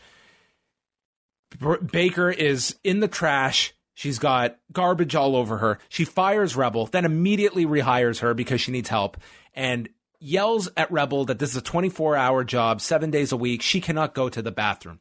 Get Tony Schiavone. Why isn't he here? And she's informed that he's on a friendship timeout that you gave him, and she just ignores her own rule that she instituted earlier. And then, in maybe my favorite attention to detail ever, she asks, "Why's the lighting crew here?" And Rebel explains, "So that we could find you in the garbage." So then Bravo. She looks into the camera and says, "Since you're here."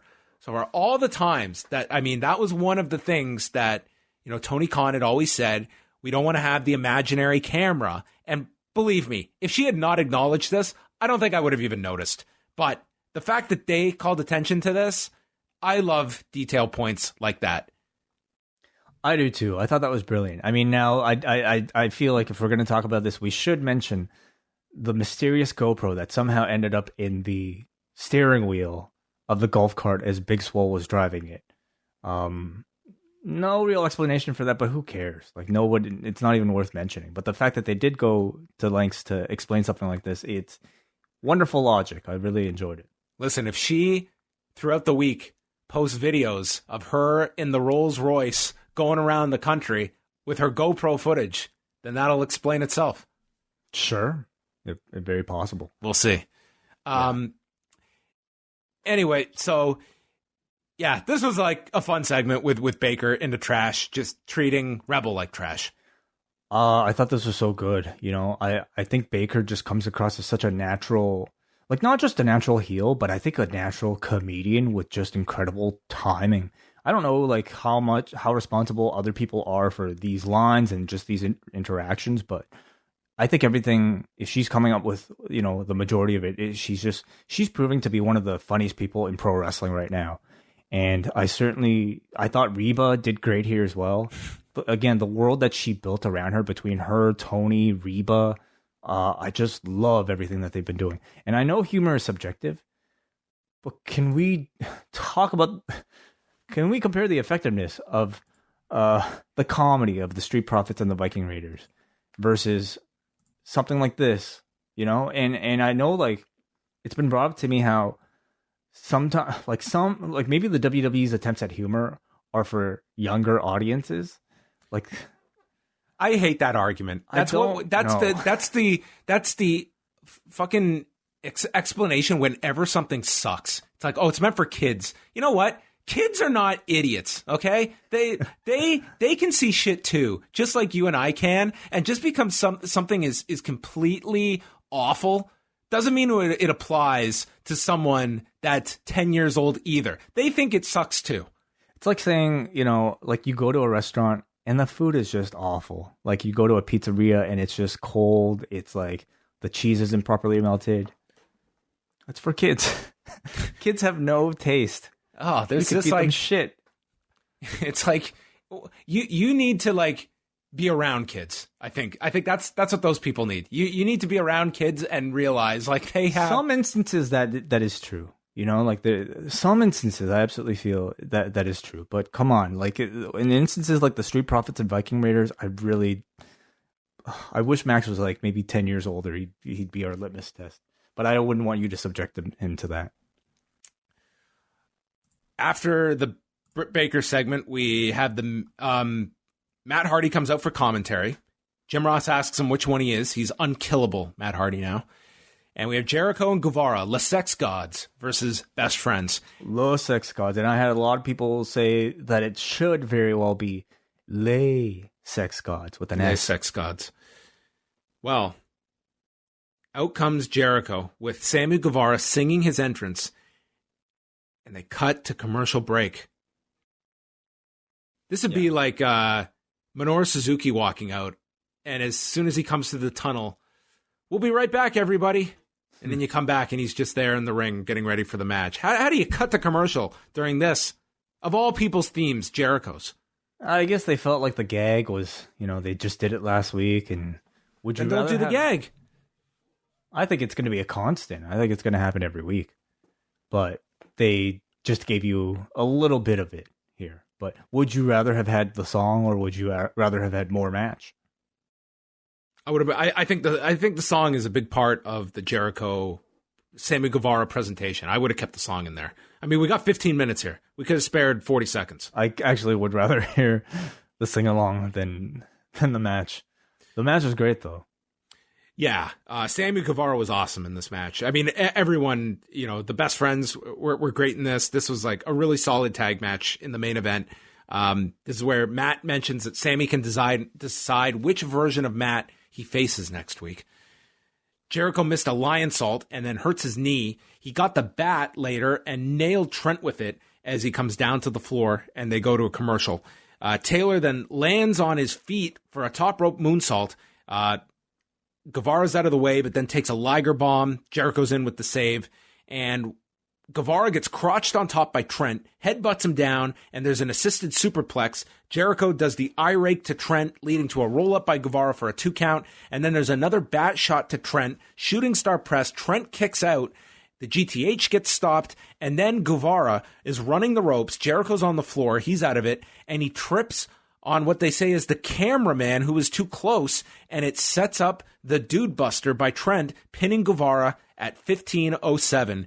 And as they're celebrating, the camera operator gets into the ring, and he's standing behind Jericho, and the cameraman is wearing a face mask, a rarity in wrestling. But then he immediately removes the mask, and it's Orange Cassidy, who, to a nice nod, was also wearing Chuck Taylors. Oh, is that right? Yes. I thought the match was a lot of fun. I thought Jericho looked really good here. And I love the finish.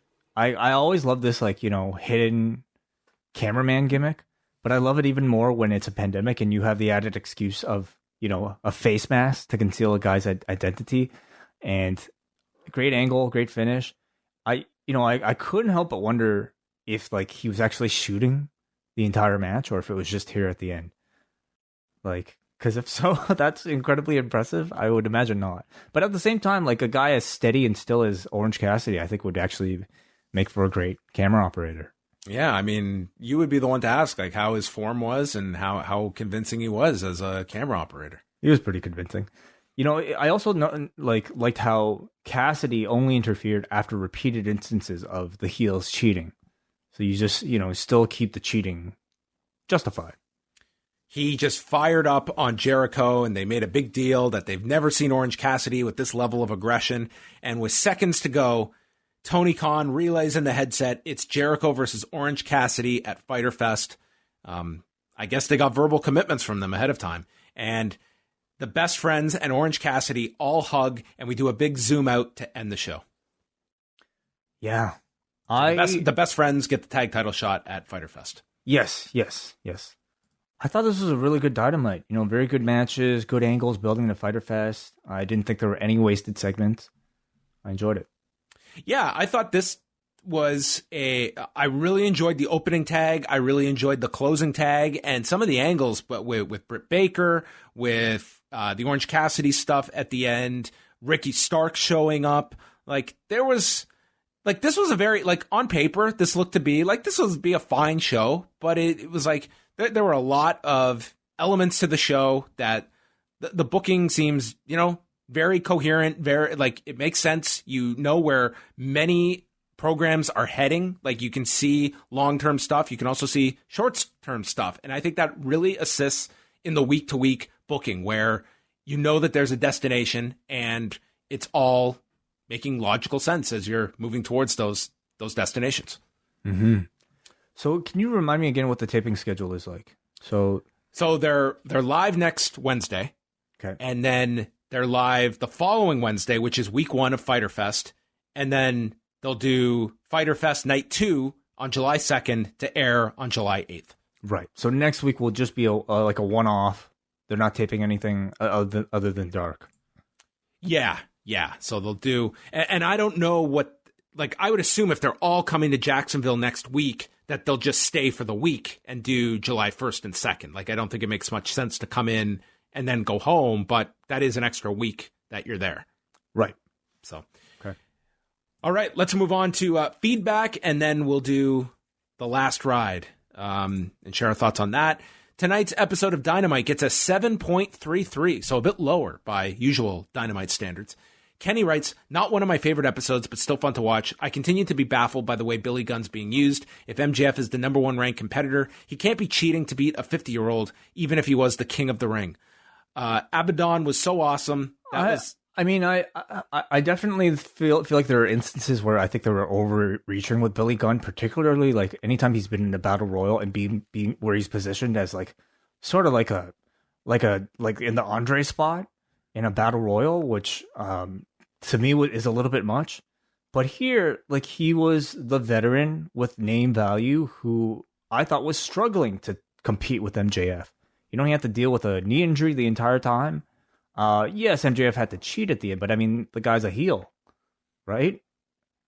Yeah, I mean, I thought it served its purpose fine. Like, I didn't think it was the greatest match, but it was like, I had no issue with the outcome. I mean, that's part of the character. Like, you don't want this guy just going over guys clean every week. It's like, dude, MJF is like gold. Like, he's in a great spot. I don't think you have to be worrying about in what manner he beats Billy Gunn. He beat him. I really appreciated that they showed the results from Dark. As someone who's very confused why the Nightmares got a shot, it was a nice change for me. Hopefully next week we get some highlights. Sammy was, again, the best. I'm not sure if I like serious Orange Cassidy or not, and I think Britt Baker's my favorite wrestler. 6 out of 10 show. He needed to be serious for this angle. Yep. You needed something coming off last week, and that was the right tone to hit. This was him getting revenge and like really building heat for the match. All right, we got a Doug from Tupton Classic who says, another enjoyable Dynamite tonight. Lots of fun throughout with no real downers for me. Glad to see Ricky Stark's debut and with a very effective introductory video. I hope he's sticking around. Yes, he is. He says, I have no idea what is going on in this women's division, but hopefully there is a plan in place. And in the meantime, we get a return of Abaddon, who manages an entirely effective monstrous appearance, which I find genuinely disturbing. Otherwise, it felt like everything made sense, story progressed as necessary, and Britt Baker continued to shine throughout. 7 out of 10 show. MJ writes, weaker show this week. That said, the tag division is stacked, and you continue to see them plant seeds and stoke flames of feuds and rivalries. The women's division seems like it's gaining steam. I loved how they highlighted Anna Jay, only to job her out to the new special attraction. It's like both got across well in that package and match. Well done. Please rank the following missed pops due to no real crowds. Brody Lee's debut, Matt Hardy's debut, Tyson and the MMA squad, FTR debuting, and Orange Cassidy confronting Jericho tonight. I think FTR would have been a giant one. I mean, all of these would have probably gotten enormous reactions. It's just FTR, certainly, I think that would have been a big reaction in front of the right crowd. Actually, yeah, FTR. I think FTR or Matt Hardy, like one of those two. But Brody Lee and Rochester would have been huge. Yep. Tyson, I think would have gotten a great reaction, of course, but would it be the biggest one? Who knows? Yeah, that didn't have the big spot. Like, it didn't have the guy getting punched out or anything. It was kind of just the chaos of the brawl itself. Hopefully it wouldn't have been that like one reaction pop that you would have got from like the first visual of FTR or like a debuting wrestler where that first visual and the whole place explodes. With the Tyson thing, it was more so, creating just that buzz, which I think they created a certain amount of. And Jericho is really lobbying for that match now. Like that does seem to be where they're heading towards this. It's hard for me to imagine that they would shoot the angle without a plan in place. Yeah, I agree. Yeah. All right, we got a Raymond from Sacramento who says, I gotta say, hyping up Anna Jay returning to Dynamite only to be destroyed quickly by a returning Abaddon was quite the swerve. I like that one a lot. And I'm very intrigued by Bodhi Lee and Dark Order immediately recruiting her. A female in their ranks is a very interesting development. And they've shown that not everyone has to wear a mask, so I would assume she'll definitely stay unmasked. And Ricky Stroke Daddy Starks was really good in that match with Cody. He better get signed. Yeah. Brett from Texas. Solid show with good wrestling. Appreciated the Anna Jay loss. Everyone enjoyed this Anna Jay treatment. AEW has become too predictable with enhancement matches on Dark, always having talent go over unsigned wrestlers. So it was a nice swerve to see the person they were promoting all week lose. Looking forward to Fyter Fest, which everything else did well, building towards 7 out of 10. The fact that so many people are bringing that up, suggests it was really effective, and people just want something different. NXT did that once, I remember, with Samoa Joe. I can't remember the guy that they had been building up, and then I think it was Joe. And he just steamrolled this guy. It was great, and that was several years ago. It's good to deviate from formulas. Mm-hmm. We go to Noah from Vaughn, who says, I thought this was one of AEW's best shows in a while. 3 very good tag matches and one of my favorite segments of the year with Britt Baker arguing with Reba while being stuck in a trash can. Britt continues to be a shining star and a highlight of every show she's on. Also, very glad to see Anna Jay and Abaddon get an opportunity on Dynamite. For those who haven't seen Abaddon before, she had a very entertaining match with Cheetah on Dark a few months back. Worth checking out. She's a great signing for them for sure. 9 out of 10 show. He says, what's up with Cody's promo? Asking if he's even in the Elite or the Nightmare family and then rubbing his chest with 4 fingers. Something is brewing, I think. They're teasing stuff, so yeah, it's Would it be with Tully and Sean Spears? Possible, yeah. I mean, if you're going to eventually have Cody with guys, yeah, like Spears, FTR, there's all these options that you could do, and I think Tully would be a great centerpiece for that. That would make a lot of sense, actually, those 4. Yeah.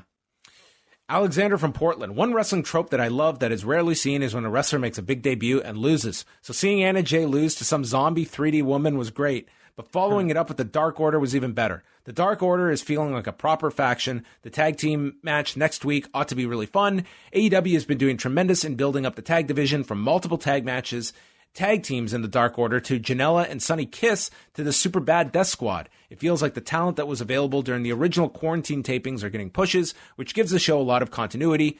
While each show might not be great, they never feel like chores to get through. 6 out of 10. Do you think at Fyter Fest it's too soon for Hangman and Omega to lose the tag titles? To the best friends, they could do it. It depends what they have planned for them for All Out. I mean, I'm still really enjoying the team. I think there's still a lot of steam to be had, but, will the loss for the best friends kill them? I prefer to keep it with Omega and Page. I think they're such an awesome team together. I wouldn't be flipping them onto best friends. I'd keep it going. I think best friends are good, but I don't think they're hot enough yet, to kind of take over that spot as a league tag team to make this division feel like it's a must-see division. I wouldn't be opposed to them eventually winning it, but I think they need to do a little bit more with the best friends first. We go to Jay from Colorado who says, I just wanted to say how happy I am to see Abaddon as part of AEW. I've been watching her in Rocky Mountain Pro Wrestling in Denver for a while now, and thought she had a strong showing against Hikaru Shida in Dark back in March. I've seen her a dozen times, if not more, and I'm still extremely unsettled every time I see her. As a former cop, I've had the unfortunate experience of seeing my share of dead bodies, and as a film major, I've seen just about every makeup job to try to replicate the look of decay and livor mortis. And I've never seen one that I thought replicated it exactly, but she somehow mastered that. Again, it's unsettling.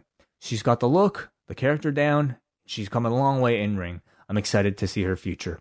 Also, I just found out my Inner Circle Stadium Stampede Warrior shirt just shipped. I know no one in my small town will get the reference, but I'm going to wear this oh so proudly. Rory from Poconos is our last one. Not their best show, but still a fun one. Appreciate AEW posting the dark results on the bottom ticker, showing once again that they listen to their fans. I'm trying to figure out how the Butcher and the Blade went from being S&M guys to being partners in their white clothing, to being painters in their white clothing. Kenny Omega accidentally bumping heads with Dustin looked painful, but kudos to Dustin for being able to finish the match despite being knocked loopy. My main takeaway from this show, as mentioned by others, would be how great their tag division is. Thank you, Rory, and thank you all of you for your feedback to, an episode of Dynamite that maybe not top tier, but I think was still a pretty entertaining 2 hours. I thought so too.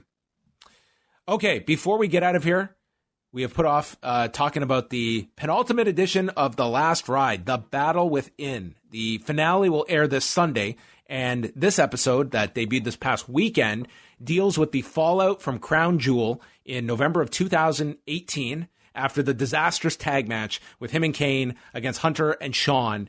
And we kind of are dealing with this disaster of a match. Everyone calls it a train wreck. It sucks. And then we kind of go back in time to the origin of the Undertaker character with a lot of on-set shots of him and Paul Bearer doing many of their vignettes. This was coupled with an interview with Paul Bearer, Bill Moody from 2012, and Bruce Pritchard, who served as the producer for a lot of these segments. And we got some rare Undertaker outtakes here. I really like seeing, anytime they have this sort of a blooper reel footage, especially for somebody as guarded with their character, especially at that point, really at any point, like The Undertaker. This was one of the joys of seeing this, along with some of the footage of seeing him backstage with a lot of the talent during WrestleMania. I wouldn't say there's a whole lot to the Crown Jewel fallout other than it's viewed universally as a disaster and that there's not even a question that he is not retiring off such a match like that. Yes. No.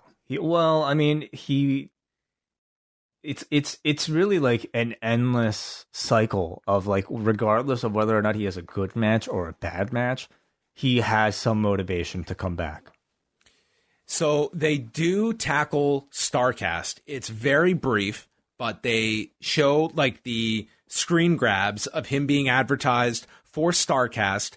And the Undertaker explains that he did not realize it was connected to anything else. They never say AEW, but I was never going anywhere. And it shows a tweet, Undertaker and Kurt Angle cancel Starrcast appearances. But he does note a bit of a mini falling out with Vince McMahon where they didn't talk for a while, but then they smoothed things over and that led to Undertaker's new contract. So this was kind of addressed, but I think this was more so lip service to say, hey, we covered Starrcast. I thought they covered about as much of the connection to AEW, or at least the rumors that Undertaker would be somehow associated with AEW, without specifically mentioning the letters AEW or saying All Elite Wrestling. He said he alluded to rumors of him jumping to another company and basically answered a question as if that people were asking about AEW. Was there much more to the story that wasn't discussed? Was there a contract issue that he hadn't signed and it took something like this to re-sign? Was that this whole period? I think you look at it that, Undertaker was starting to do a lot more of these appearances. It certainly wasn't just Starrcast he was doing. He was supposed to go overseas to do an Inside the Rope show with Kenny McIntosh. He did come up here to Niagara Falls to the comic convention and after the Goldberg match, he flew here to do the Niagara Falls comic convention right after. So he was being more active in doing all of this. The idea that he didn't know the connection of Starrcast to AEW, that's his story. I don't know. I'm sure there was more to this than they were going to get into here, but this was covered in, what would you say, 60 seconds? Yeah. It's pretty quick. I would love to know what Conrad feels maybe about this section of the documentary, because he's always maintained that Starrcast has Well, obviously he has a connection to AEW, but he I believe like he's always maintained that they're separate entities. I mean, they are separate entities. Like this is not But like this- an AEW run thing, but Yeah. I think it's the idea that this is Starrcast is not running without an AEW event. That it's they're not just running this isolated on some random weekend. Like they're strategically running this in conjunction with AEW, but they are separate.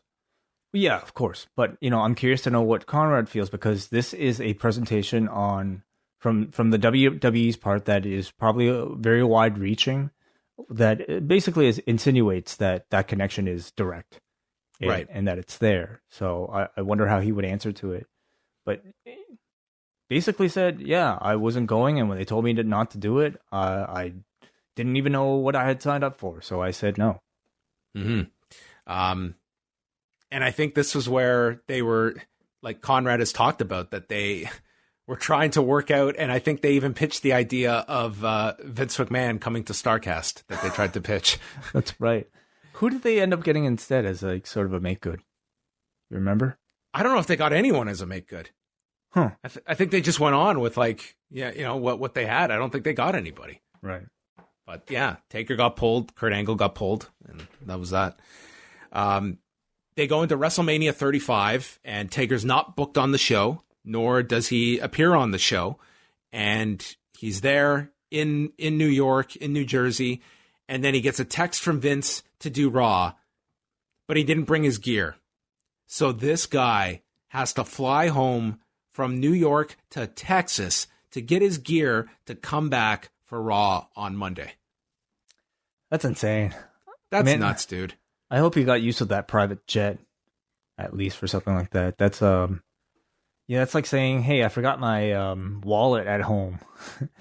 And so you drive back home like 5 minutes to grab it, but instead this was like, you're telling me in New York we couldn't find a duster and like a singlet top and some leather pants for this guy? That's impossible. Well, his size, like the man, he's a big man, Yeah. I can understand the hat. The hat might be you got 24 hours notice to find that hat, maybe. But it's everything. It's like you have to make sure it's the perfect length of if anything looked wrong about that thing, that it would come back to haunt them. Right? I literally had to look this up because if my life depended on it, I could not have remembered what Undertaker did on that show. I forgot too, but he came to chokeslam Elias, and that was it. Yeah, it made for like a nice little moment on the show, but yeah, hardly something that I think was all that memorable. And I do wonder if it was like, they definitely needed a hook, but it would probably, I'm sure Taker himself like felt nice to feel needed, because man, that's the sense I got seeing this portion of the documentary. He was having a really, really, really rough time, like not doing anything at WrestleMania. And honestly, it's like, you look at the man's career and you're like, really? Like, you missing one WrestleMania, like you feel this bad? Like, even after the terrible performances he had in Saudi Arabia, like, to feel like this upset as if, he was a wrestler who was at the top in his prime being pulled from WrestleMania, to still feel that at this point, I think tells you like how hard it is for this guy to step away.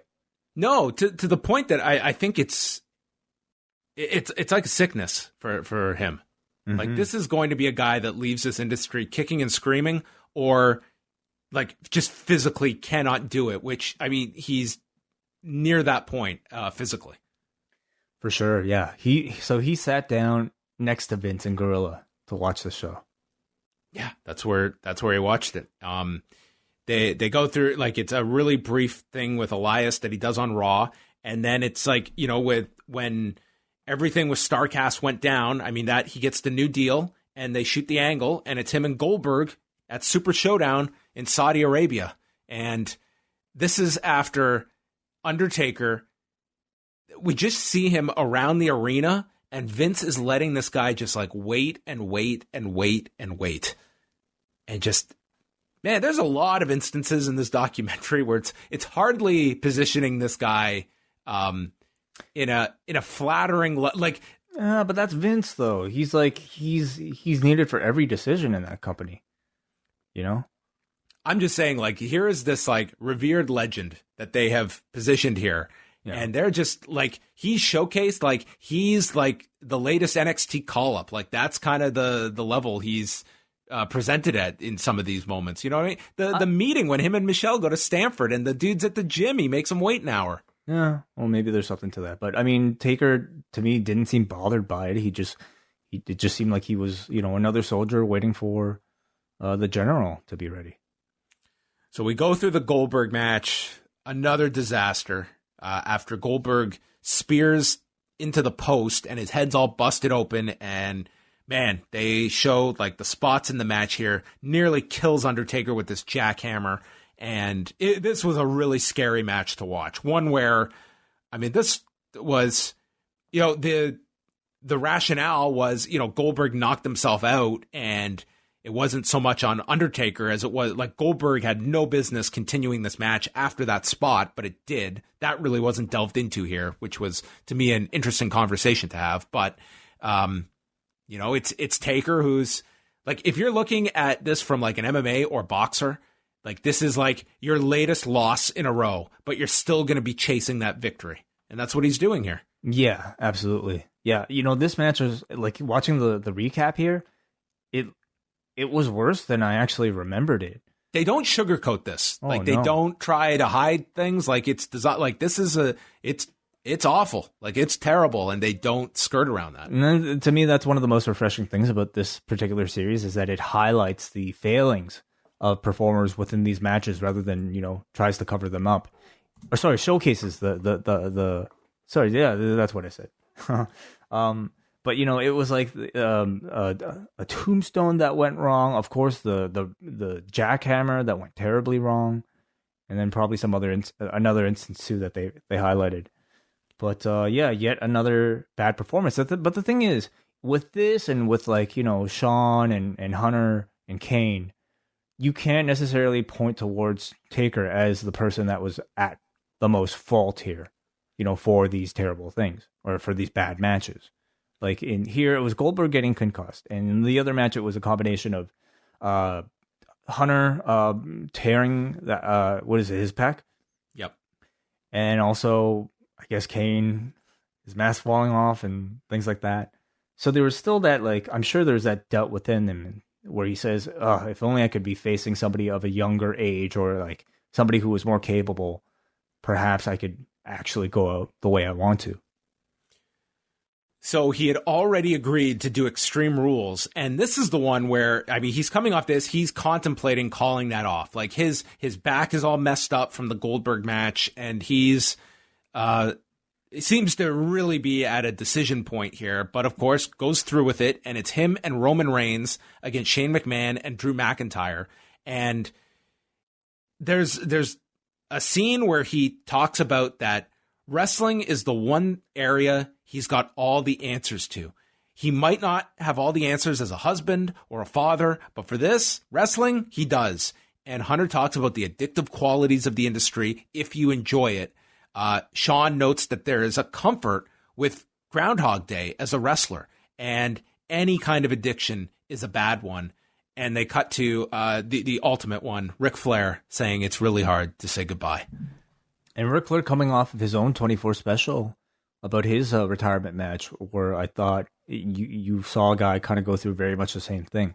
You know, people making, like, that retirement didn't seem to be fully his decision.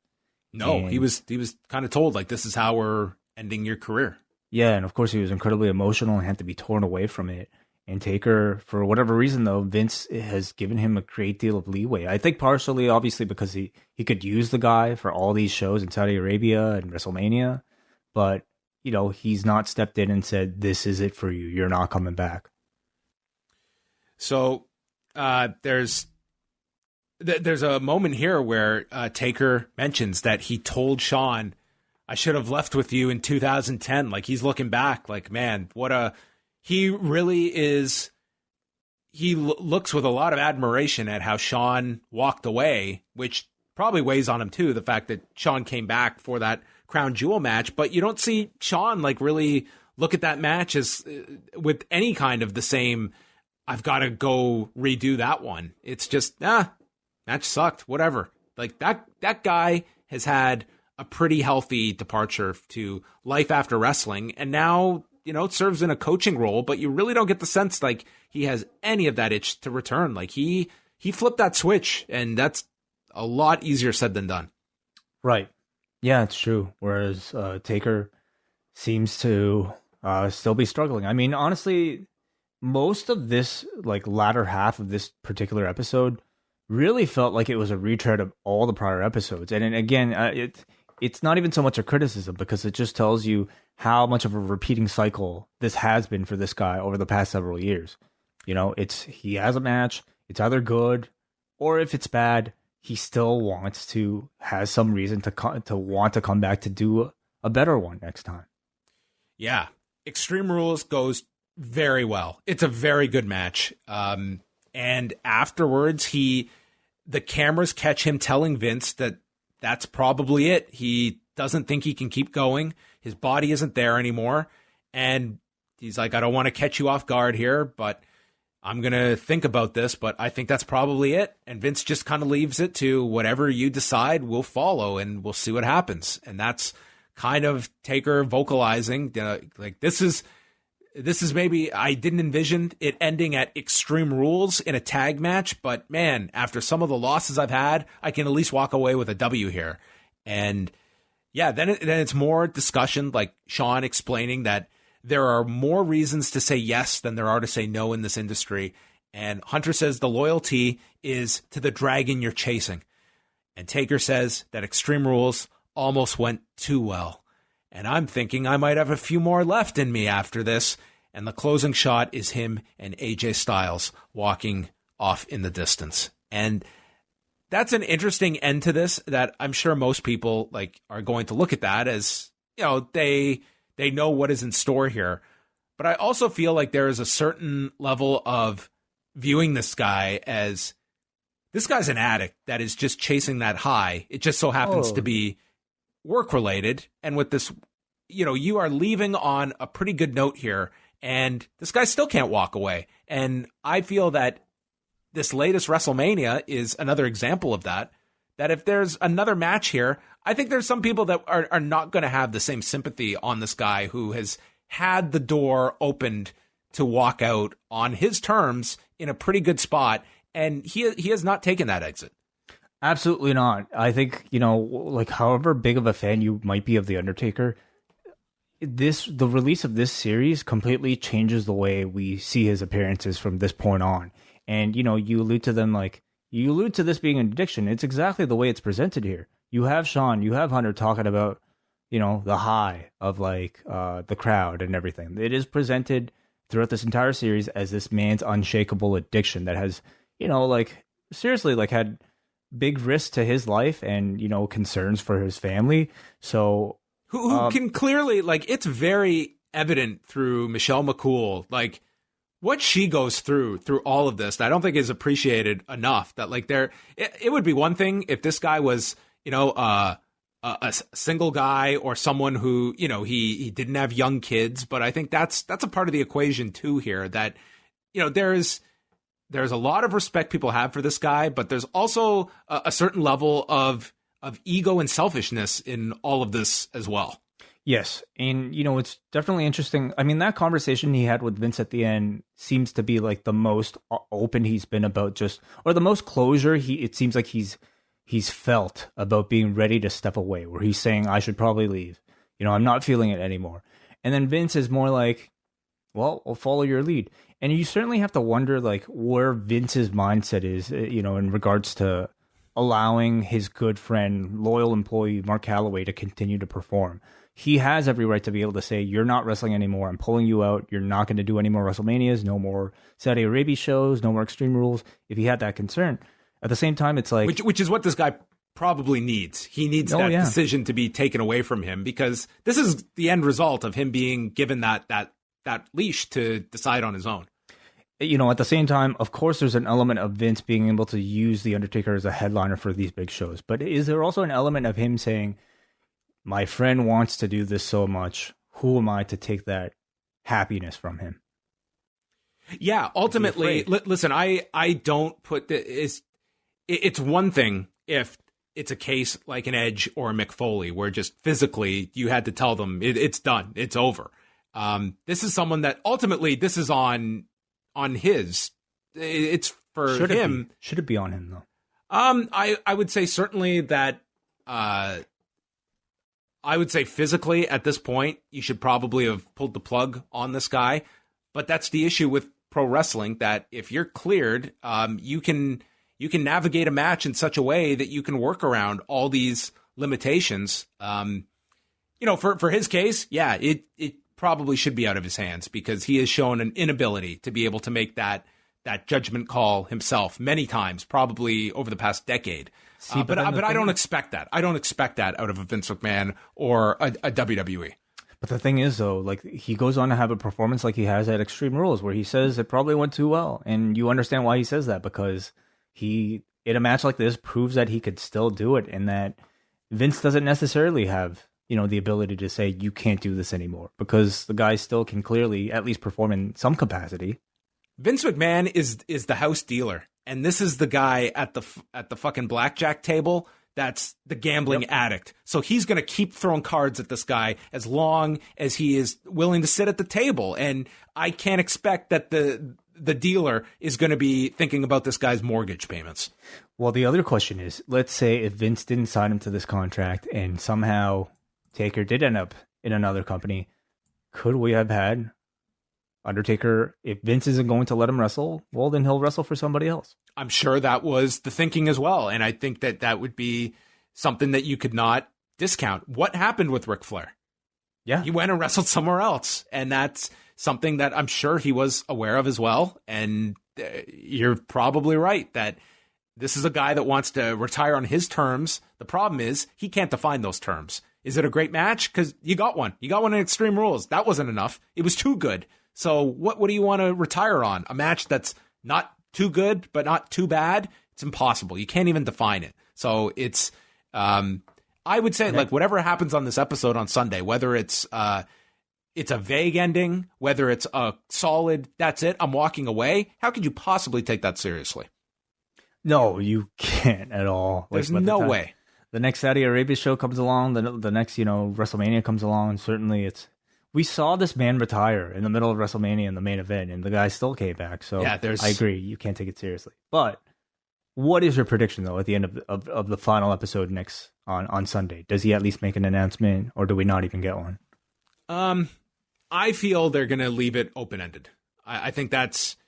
I'm actually hoping they do, because I think that if there's anything concrete stated, I think there's a great chance that it'll not age well. That would be my prediction. So, yeah, I think so. I think we do get an announcement. Again, whether or not he follows up with it will be a different question. But I think after all this hoopla, like building up to a retirement, and him having the match that technically the match that he has with AJ, I think we get the announcement. Well, it'll certainly be a way to end this series then with something newsworthy. It's just so weird, because the whole story of this documentary series has been this guy's inability to be decisive about anything. That I don't know how you possibly take that seriously, but people will treat it as, concrete, but I won't. Mm-hmm. All right. So we'll chat about the finale on Monday on Rewind-A-Raw. So people can look forward to that. That's going to wrap things up. Thanks to everybody for tuning in. Lengthy edition here of Rewind-A-Dynamite. We are going to be back Friday night for all patrons. Rewind a SmackDown Live. We'll go through all the news and take your phone calls. So looking forward to that. For Wai, I am John. Goodbye.